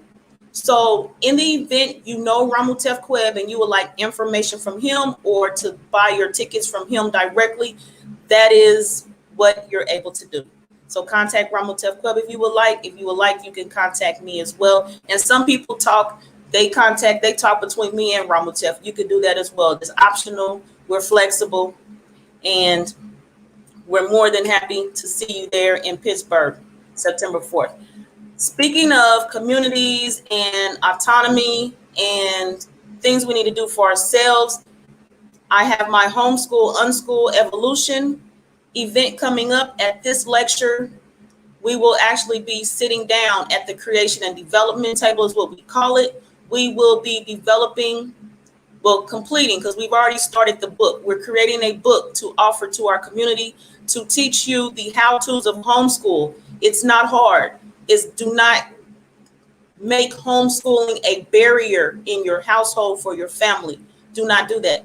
Know that you have options. Know that we are working to bring those solutions to you, such as which is being talked about today with my guest, and to further support what my guest is saying. Malachi has spoken about people talking, the talkers. You know me, Joy Allen, Karmic Dynasty. I'm not about talking. I'm about movement. I'm one of those brave people he talking about. I'm not one of the ones that's out there protesting, setting up protesting marches and stuff, but I'm one of those people. I'm brave. I'm going to be out here moving. You not only going to see me here. If you only see me here, it's because I'm not yet came to your area, or I was there and you didn't come see me. But I am coming out. I am making moves, and I am not going to be a keyboard warrior, a social media princess. I'm not doing any of that. I'm coming where y'all are at the expense of, as Z Malachi was saying, it don't take money. It don't take money to do what I'm doing. I'm using some money. It's my money. Some other people are offering things, but some things are coming to me and it's not taking any money. It's assisting. The assistance is necessary. The assistance is key. Do not create barriers for yourself. Do not do that. It's not necessary. Do not create barriers for yourself. We are providing resources, and for people who want to get off grid, this is an option. It's an option for people who don't want to be off grid. Homeschool, unschool is that option. Some of our people don't want to move. What is Z Malachi talking to y'all today? A move is necessary. Movement is necessary. As I mentioned to him in the comment he was reading from Charbay, she is moving around the country right now. Movement is necessary. Z Malachi is already speaking on people who are just okay with settling. They just want to just be still. Everybody's not going to make a move. Everybody's not going to make a move. Everybody's not built like that. Everybody is not their time. It's just not that time. But for those of us who are moving, we're going to continue to move. And we're going to encourage people to move with us, alongside of us, in conjunction with, we're going to be promoting movement. So you over here on Karmic Dynasty, I appreciate all of you being here. Welcome once more. But around here, we're about movement. So if you don't want to hear about solutions, you don't want to watch moves being made, because with my platform alone, since I rebranded, there has been changes on the platform, and people who follow me, they are aware of it, they're witnessing it, and I promise you, I have much more that is coming to you. Starting this Thursday, I have a Zoom meeting every Thursday. I found my voice with Van Miller. She was a guest last night. She was speaking about the different people that go on her platform. When you join that Zoom meeting, I promise you, you can come, sit, listen, observe like this. I promise when you attend that Zoom meeting, you don't have to share your audio. You don't have to share your camera. Just come and listen to the many talents, resources, and developments that are available for you as an option in the community. You don't have to take everything that is on this platform at face value. Go find out for yourself. If anything, maybe this is just a resource to direct you in the pathway you should be going. Maybe you'll see somebody, connect with somebody, and you might not even roll with them, but it might give you an idea on where you are going. It might help support what your mission, your path. I suggest everybody pays attention, focus, take some quiet time, do what it is you must do to hear and see and go on about what your path is. I promote that. I encourage that. So again, all not again, but to let those who don't know, on my lecture tour, I will not be standing up at the podium. I will not be having just chairs spread out so y'all can just sit down and listen to me. Y'all can do that for free on Facebook and YouTube. You come to one of my events, it is interactive. This is an interactive event. If you're not interacting, then that's when you're paying for a ticket.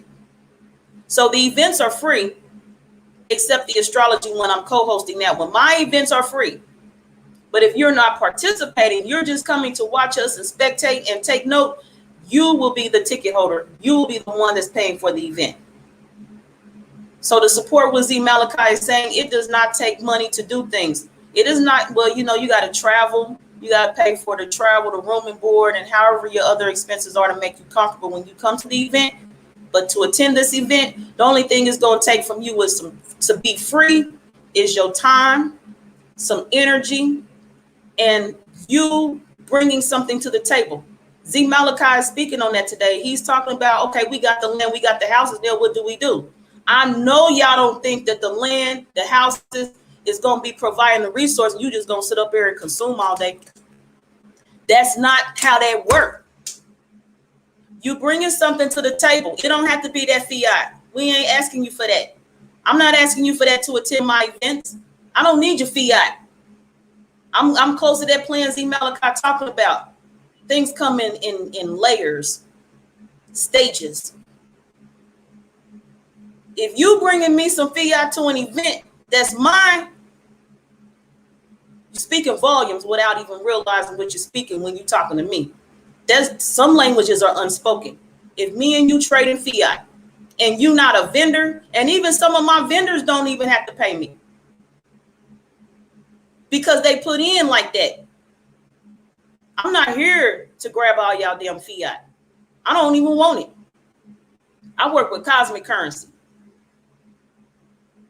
because I do things like assist when needed, where necessary. All right, y'all. I appreciate y'all for hearing me out. I'll be going on my tangents sometimes. So next, my last tour, I will be in Detroit on my last stop. Back in Detroit by demand, by request. I appreciate all of the people in Detroit that support Karmic Dynasty platform. And yes, I will be there again October 16th. That is a Saturday. I have all of my events on a Saturday, doing my best to be mindful of people's schedules. Children, most of us, our children are not yet homeschooled. So that means Monday through Friday, they're at home. And so now you ain't about to come see Karmic Dynasty and some messages and solutions Monday through Friday because you got to see your children off to school. I'm mindful of that. A lot of y'all are out on those common current day said to be plantations. You work Monday through Friday. A lot of y'all is 9 to 5, got them banking hours at work. Y'all ain't thinking about Karmic Dynasty. So my events will be on the Saturdays for that reason, primarily and mainly. Event tickets, information, mkdtnt@gmail.com. Contact me. This event is titled Matriarchal Magic because, as I said, it's interactive. Last time I was in Detroit, I was a guest to the speaker. I was a guest speaker, and I spoke on magic. And what Selima Ellis, Mother Matriarch, would call glamour. Y'all better check out that glamour. These people out here, they got them other faces on. They're not them real selves. They got too much glamour on. Check it out. That's that magic. Everything that when we speak of magic, we ain't talking about cauldrons and black cats. We ain't doing all that. At this event, we are all, if you're coming in and you're not passing me any fiat, it's because you come into this one's going to be outside. So you come into the circle and sharing your act, your art, your talent of magic. That's why you'll be there free. If you paying for this event, it's because you want to come watch us bring our arts, our talents, our measures of magic to this event. So you'll be paying $50 for a ticket. I appreciate everybody for hearing me out and taking this time. I'd like to check in with my guest and see if he was able to read the private chat. Hold on, I gotta unmute him. All right. Did you have time to read the private chat? I'm scared to go to that private chat because I think it'll check me out. But I was No, addressing some of the people on private chat. YouTube. You could private chat in this studio. You can tap it. It's just me and you. All right, if it knocked me out, I'm just come back in. Okay. If it knock you out, just come back in. Oh, I don't see any comment. Oh, okay, I see that.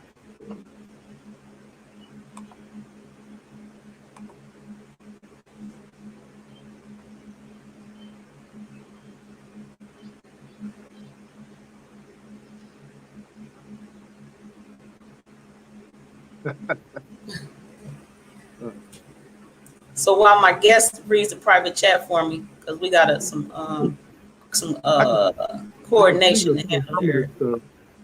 Because I can speak on some of this stuff because some of the things, like one of the guests was talking about,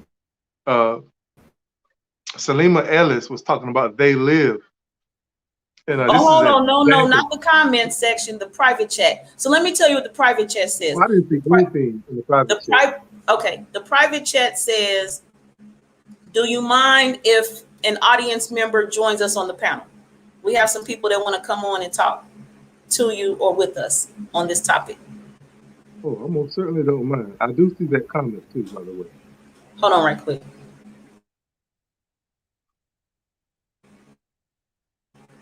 Go ahead, what you say? I encourage you. Okay. All right. So anybody who wants to come on the private, on the panel, I've already sent you the link. Go ahead and join us on the panel. If you still are available and have time, feel free to do that. I just wanted to check in with him before I did so. My platform is not open panel discussion. I schedule my guests. I have a series called I Am My Sister's Keeper. It is an open panel, and I dropped the link in the description, so whoever want to join us can just chime in.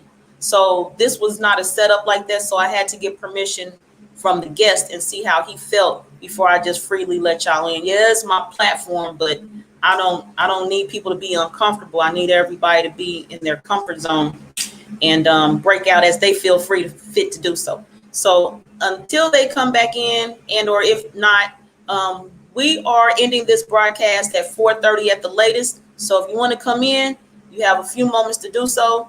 And I would like for Z Malachi to continue and provide feedback on how you feel about other guests coming in on the panel, and or continuing on with your message and your measure today. Yeah. I love the idea of other people coming in and joining in on the conversation, because that's how people learn faster, and they digest it or receive information that's being conveyed, because they get to see other people actually present concerns and inquiries that they may be thinking about as well, and they get to see how it's addressed. Very good. So we have Charbay here. Charbay has been on my platform a few times herself. I have her ticker, her contact information below. As I mentioned before, she is traveling these states, these countries that we're a part of right now, these divisions. That's right. Charbay, welcome to Karmic Dynasty. How are you? Peace, peace. It's an honor. Peace, peace, peace, peace, brother. How are you? I'm well, good and well. Hope you are too.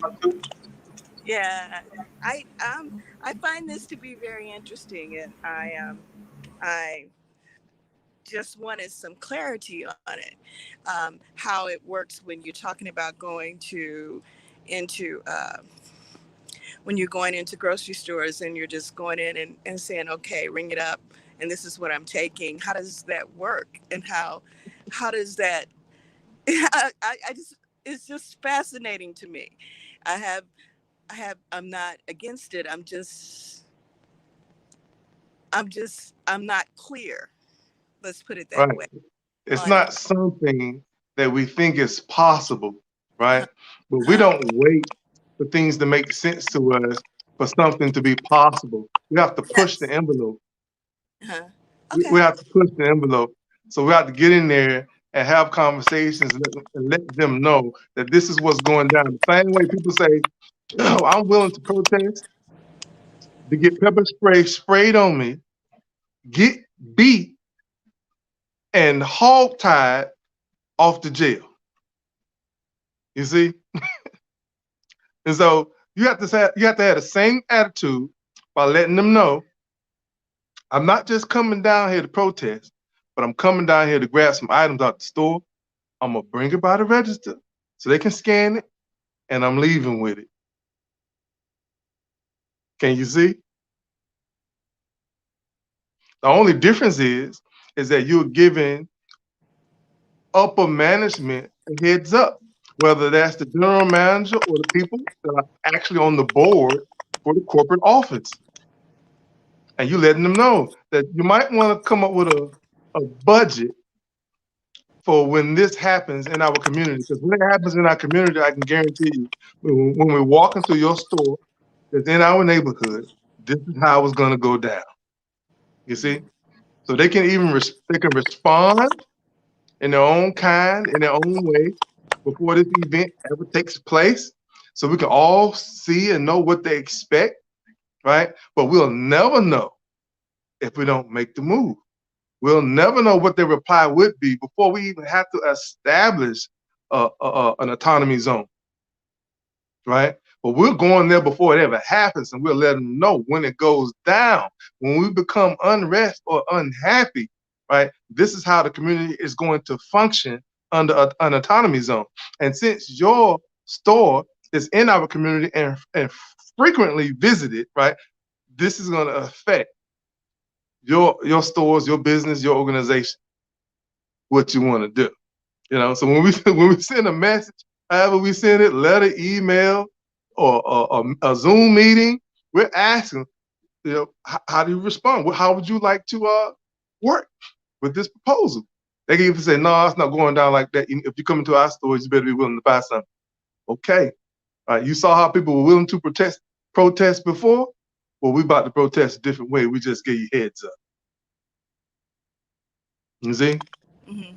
At the end, we follow through with the whole, they actually tried not to take care of the community, right? You let all that stuff know, or you simply say, all right, if that's the route you want to take, right? In case we don't want to see no more of our people locked up, we can always say, Charbet, that now if we happen to get into an autonomy zone, we won't be shopping with you because of the way you responded to our proposal. If you say we're not interested in functioning with you this way or having this type of relationship, you're gonna have to pay for what you want when you come in here. Because okay, just know that we won't be shopping with you. Okay, I get If it now. this situation ever pop up, Hmm. you see. Yeah, So I okay. several different ways we can go with it. Okay, I get it now. I didn't. I guess I didn't hear the whole thing. I get it now. And what I was talking about, I have a friend, Monica Blair, and in her neighborhood, the neighbors all trade like food and products together, and they don't buy anything. It's just trade between all of them is what I was talking about. But I get it now. I didn't get it at first. I was like, wait, how does that work? But thank you, Joy, for having me on. Thank you, brother, for explaining yourself. And I'm going to leave you guys and the rest in peace. Thank you, Charbet. Appreciate Yeah. you. Yes. Bye bye. Yes, quite often I get people from all over the world telling me that we still trade over here, you know, and I usually follow up by saying, see if you can establish something a little better because I know what I'm about to propose to them is going to affect the entire side of that community, like whatever they're doing. If you go to Greensboro, I don't know who the person. Just give me 1 minute. I'll finish up. But we have these communities across seas that you can view on YouTube. You'll see they set up trade. It's a traditional thing. That's all they know is to get in there and trade amongst one another. But if an organizer steps in and have them step away from trade and just make available the things that they have to one another, right? They can eliminate a major degree of the poverty that they experience instantly. Instantly. That's all I want to say. Okay, gratitude. So, Charbay, I appreciate her joining us, and I had her ticker going below. Charbay has been on my platform before. She's a dear friend to me. She's a sister of mine. She's a supporter of me and my platform, because those are two separate things. A lot of people, people get caught up and they think that I am this. I am not Joy Allen. I am not Karmic Dynasty. My name is Tisha Nicole Thompson. You know what I mean? Charbay supports me, and I appreciate her. So her ticker was below. She is an artist. So in comes the terms of you don't need money. I have a piece of her art. It's in my office where I have my tax business. I do my business there, and my technical, all of my businesses are based out of my office space. So there I have a piece of her art. I didn't pay for it. I didn't exchange the fiat with her, you know, and I have it's about this size right here. This is a poster from my DC tour. It's autographed from the Sankofa bookstore. So that's why I have this up here. It's beautiful. I had to, but either way, just an example I will give you for myself. Y'all have your own examples. Y'all don't even need me. There's been a time in your life where somebody gave you, so you didn't exchange that fiat with them. You didn't. They assisted you. All right. So Abdiel Ben Levy L, he is what YouTube and Facebook would call an admin. He has definitely expressed he is my sharer. He's not an admin. So he has been supporting my platform from the beginning, and I appreciate him being here today. He wants to speak, and this is actually his first time on my platform as a guest. And I'm like thinking, because I always see him in the comment section because he supports me and backstage as well. And I know at one time I mentioned y'all people will get blocked. I don't even know y'all getting blocked until after, because the admins, the sharers be in there blocking y'all. They ain't got time to let the Empress, as he called me, be distracted by y'all sowing souls and goings ons and ons. You don't have time. So either way, again, right quick, we gonna be out of here at 4:30, not before then. Abdiel Ben Levy L is joining us, and he has something he wanted to share and say. Welcome to Karmic Dynasty, my sharer. How are you today? Peace to you. Welcome, peace.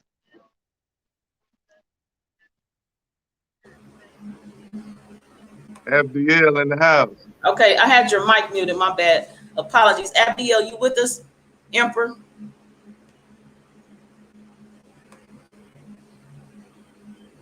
What you have to share with us today? I cannot hear you. Can't hear you. We can't hear Abdiel. Abdiel can't hear you right now, but he did state in the comment section that he would only feed people who work in his garden and put in work. He said he loves playing in the dirt. Right. He said you have to trade with me. That's what he said. You have to trade with me to get my food. Tough love is what it is. That's what he said. Yeah. Mm-hmm. And he says, I want nothing for free. I will barter with you. Trade only. That's what he said. Right. And I know him. That's what he means. This is the thing I speak on, to try to let people know like what happened to us. I try to let them know what happened to us. And so, because this is the mentality that we take on, when we want to work with our people, and we think that it's natural, right? And it's not, once we look at our people in this particular way, we say, boy, you can only trade with me, right? You have to pause for a moment and ask yourself, like, where did this come from? Where does this idea about trade come from? You got yourself, a powerful person, and then another person who comes amongst you, right, to multiply that greatness, right? And whoa, when you begin to treat that person like they have less to contribute than you. Because as subtle as it may be, this is exactly what it is. If you don't realize right off the bat that a person is balancing with you the way you bring quality into your environment, right? You can create an event that is so devastating for both of you or the few of you that will blow your mind. Deprivation was set on scene almost instantly, right? So we're dealing with people who may not know no better in this day and time who will say, well, yes, I'll trade with you, right? And find themselves in a bad deal, right? But what you should be recognizing is how this person can bring this to you without a trade, right? So just to be clear, okay, we're talking about necessities. And one of the things that Abdiel spoke about was something that is of necessity because he's talking about his garden, right? So when it comes to people who are able to assist in the establishment of a stability around you, right? This is most certainly how you don't want to treat those people. You want to make sure that they have everything they need to continue to bring quality and stability for those around you. You see, you don't want to cause any delay in anyone's life around you that can bring quality to the things that keep you stabilized. See, so when it comes to necessities, you want to make sure that if this person's over here, if he's building homes, let him build homes. Make sure he eats from your garden. It's not a trade, right? So once you see what's taking place, right, your only interest at that point is to reciprocate, right? You see the opportunity and you reciprocate. I hope that makes sense. Are we able to? It makes sense. No, we can't hear him. Each time I bring him on and he's talking to me, we can't hear him yet because his mic's not muted in the studio, and he didn't mute it. He needs to go test his mic, which I did private chat him and let him know he needs to go test his mic, then come back in and express what it is he wants to share and add value to the platform today. But yes, Mother Matriarch Salima said, yes, it did. You're clear. Thank you. Thank you. All right. Yeah. Okay, so one ahead. question. So what I like to do is give people visual expectations, something to look forward to, and to meet expectations. So when people go and they get on the mailing list, what are some things they will receive after they've gotten on the mailing list? What should they expect to see in their email or their contact? They will get a reply. The reply won't be too sophisticated. It'll explain that basically now the only thing left to do is to wait for us to grow, for the email list to grow, and they will receive a certificate. So I have a certificate designed so that they can show anybody that they are a part of giving back to the Black community as a collective. That's important because eventually we will enter an era where it's not enough to talk about how much we give back to the Black community as individuals, right? At some point, we will begin to value or have a greater value for giving back as a collective. And so we're gonna need proof of the people who expect us to support them, that they are actually giving back as a collective. And that's what that certificate represents, that you are now a part of a collective that gives back to the Black community. Okay. So everybody, when you go to www.blacktaxagency.com and you get on the mailing list, he just explained to you what to expect afterwards. Okay. Is there an unsubscribe option on the mailing list? Always. Okay. automatically for most people's email platform. All right. All right. Very good. Looks like everything in the comments section has been addressed. I don't think there's not anything that wasn't covered. Now, I'm thinking of going ahead and ending the broadcast right now. So if something comes up as we're closing, we can address it, then go ahead and actually finalize the closeout of the broadcast. So before we leave today, could you share with everyone your closing remarks, what it is that you want them to know before you leave? It's a must have, a must know. What should they must know? Um, and speak again on the website, Black Tax Agency, and the email list, and however else you choose to address us before we leave today. Gratitude. Okay, so I know I said a lot, but if you can remember the model, that's what's most important. The model is about how we as a collective cover the cost to put free services and assets in the community. When I say free, what I'm talking about is how we prepay to make sure that there are services and assets amongst us that we can access even when we have no money.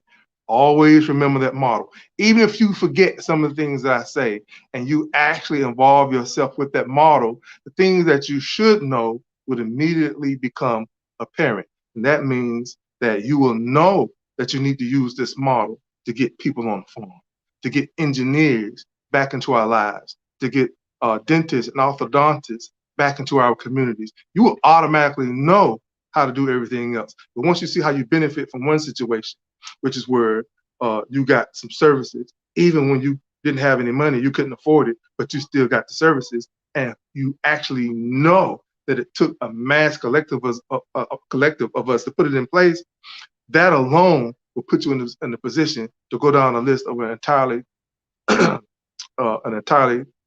broader list of things.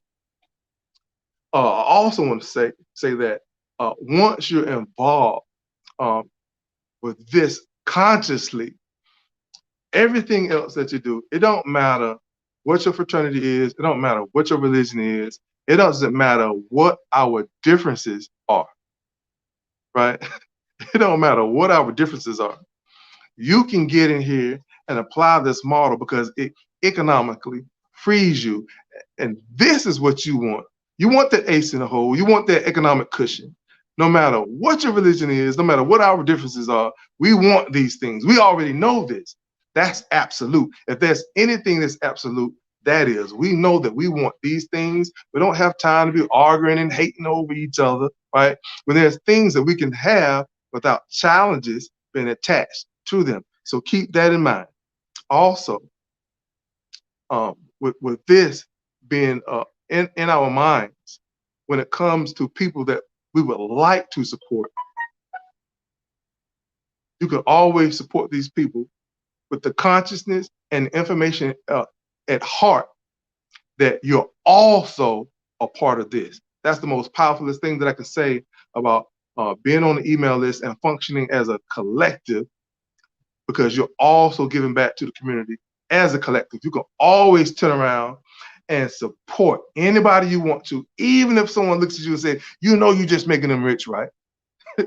You know, you're just supporting them in their capitalistic ways, right? You know what I'm saying? You can always turn back to them and say, but that's not all I'm doing. Because for some of us, that's all we're doing, and that's all we know how to do. Yes, for some of us, that's all we're doing, and that's all we know how to do. And that's a bad game. We need to be playing an entirely different game, because the game they have us playing now is just keeping us buried in the graveyard. Okay? So once we're on board with this, it doesn't matter what else we're doing. I just want to make that part clear. Everyone takes that home with them. As long as you're giving back as a collective, it doesn't matter whatever other thing you're involved with. I don't care if people say you support them, you should be supporting them. You can do it. No one can judge you when you have the badge of contributing as a collective to free ourselves economically. That's that's the most powerful thing you could be doing. We're not even doing it yet. But once we're on the path of doing it, like we can literally do anything as long as we're simultaneously making a move to be free. Gratitude, and it's Abdiel Ben Levy L is back in the studio. We're gonna see if we can hear him now. And welcome to Karmic Dynasty. Peace to the God. Peace Yes, to God. we hear you. There you go. There you go. I had 2 devices working, and I'm just now learning how to work the studio, and I got to stay on camera now. But I'm not afraid anymore because you showed me that, Empress. Gratitude. Shyness is not going to get our people out of this. If we don't stand up on front and give us a voice, we might not make it further than the younger one. It is what it is. Martin Luther King, Malcolm X, pause for the cause. But did they pause? Because energy is still out here. And I feel both of y'all are exerting energy that both the ancestors exuberated from our ancestors. Only thing I know, love, truth, peace, freedom, and justice. I know some people don't get down with the paradigm as a Moor. There were dirty Moors. Yes, we have to acknowledge that within our people. But all Moors aren't dirty Moors. There's Moors out here putting in the work. Some of us stay behind the scenes. Some of us are out front. Praise the Most High. Some people call him God, Allah, him and her, excuse me. I don't mean to be sexualist or anything like that. But your consciousness is masculine and feminine.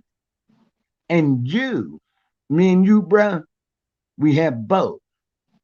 And our duty is to protect the ones that bring our people into existence. We've been here before everything. We're not leaving. This is ours. Sun, moon, stars. I don't know what to tell anyone. All I can tell you, they played the dirty trick on us with spelling. They cast tricks.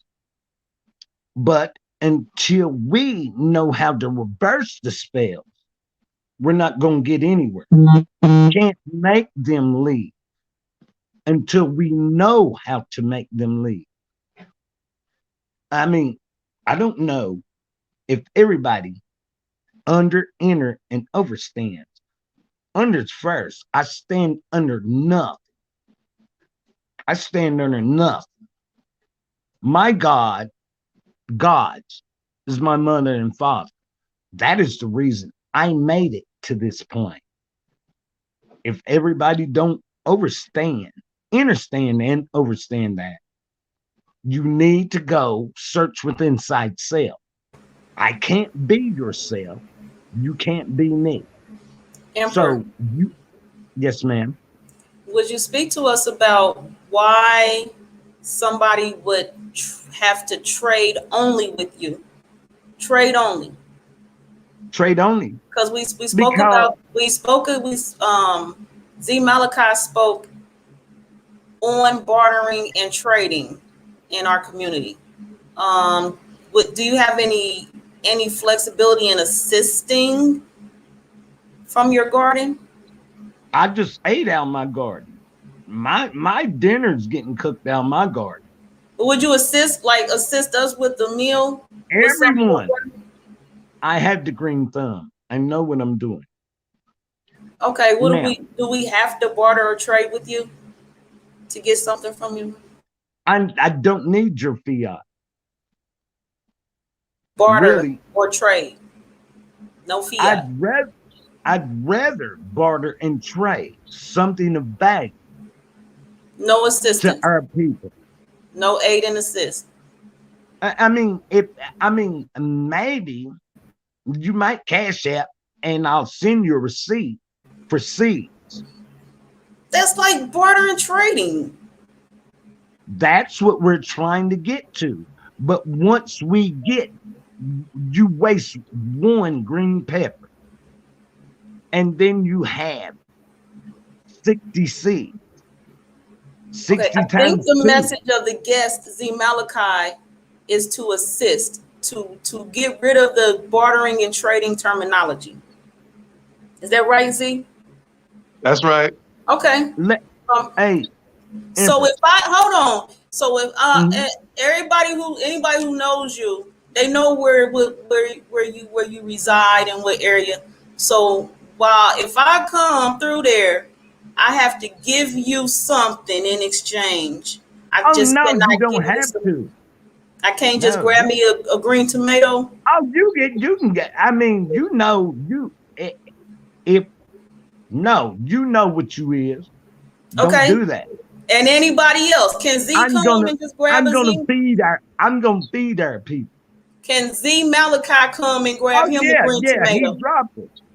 Okay. Yeah, He he got to can give grab a you, whole. there's something in exchange. He got to trade or barter with you, cash No, at we'll take you. that up. We'll take that up at a later date Oh, okay. All right, go ahead, continue.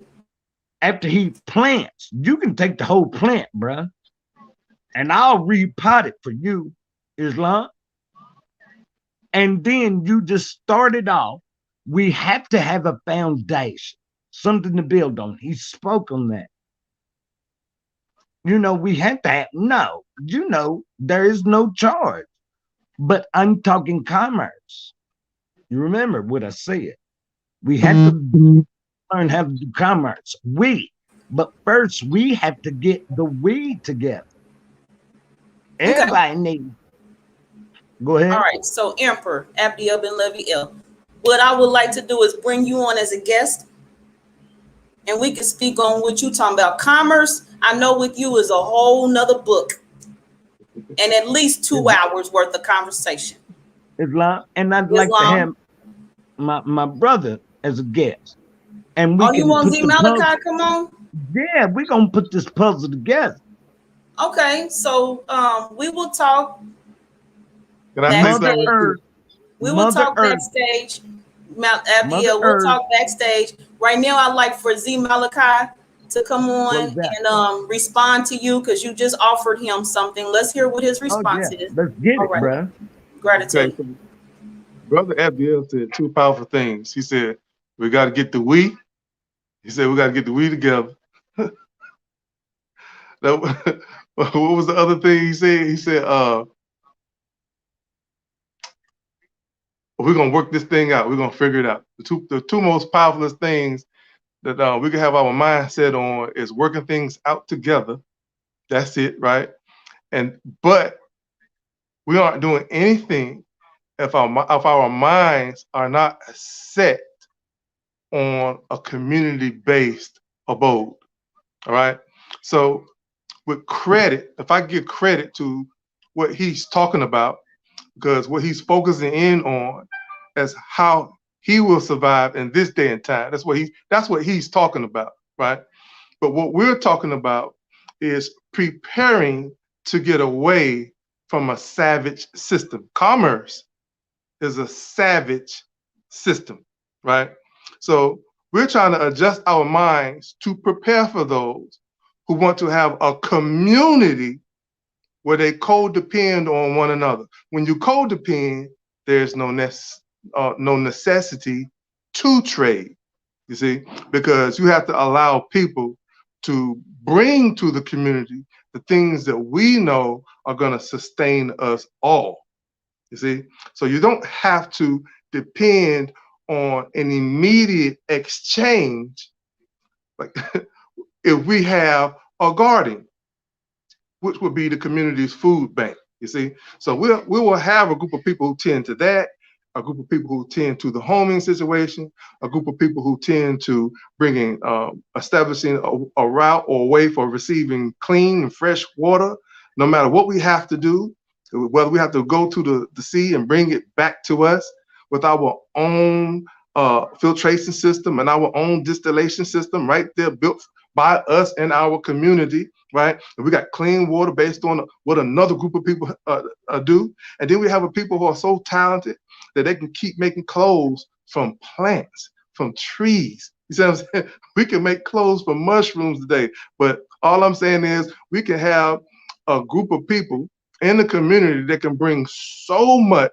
just in terms of necessities, our basic necessities. We're talking about things that we need, right? Because when we talk about what we need and we can give them to ourselves collectively, now we have stability.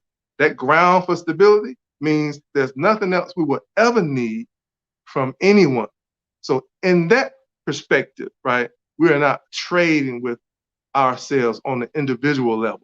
We have a strategic uh, playground amongst ourselves where we know we go over here to get food. We know we go over here to get water, right? And it's all in the community instead of going to Brother John or Sister Kay. Right? We're not separating ourselves to say, well, he didn't make any wood available, so we don't have any wood. We got a whole community set up where there's codependency, uh, allocating to the things that we know have to be governed.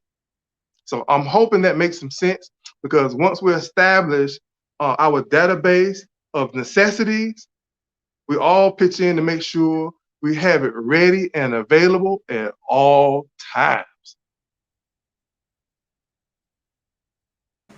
Gratitude for sharing that. Uh, Emperor Abdiel, if you would, Peace, we're peace to about the to end Emperor. this live. Peace, peace, Emperor. If you would, we are about to end this live Yeah. broadcast.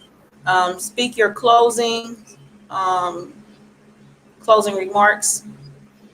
Well, what I need you to do, Miss Empress, is get me and bruh together backstage, and we will discuss things accordingly and come out with what we need to do, because we never had nothing but food, water, and shelter, clothing.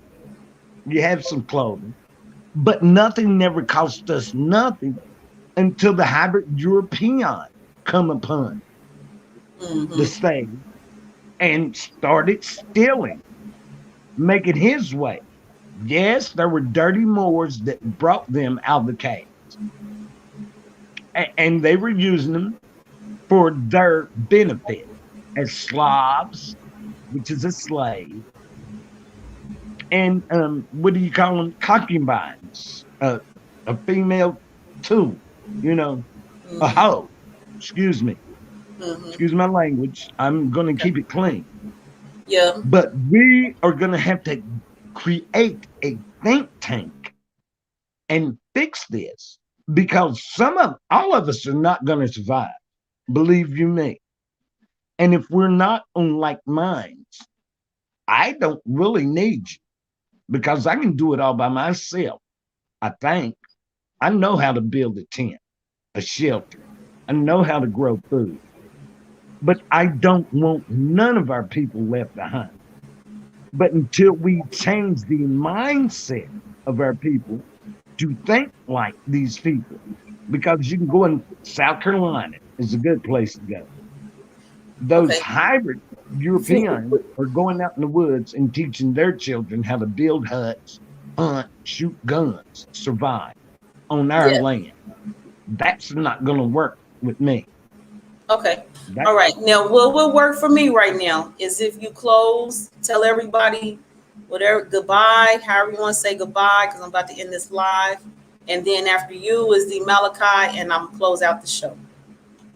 Abdiel Ben Levy, Facebook, and that's where you're going to find me. If you find me, the Empress will let you know if you need to find me. I'm private. I don't like doing public. I'm not a dirty Moor, and all I say is Islam. Islam means ultimate gratitude.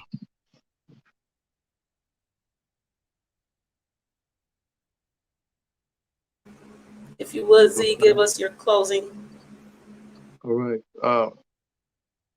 Thank you for having me. Peace and love, everybody. Z Malachi, I just want to let you know that paradise is real. And it starts with us codepending on one another through having a relationship with the resources of this planet. Peace. Gratitude. All right, everyone. Well, looks like we're going to have a part 2. Z Malachi will be here. He's shaking, he's nodding yes.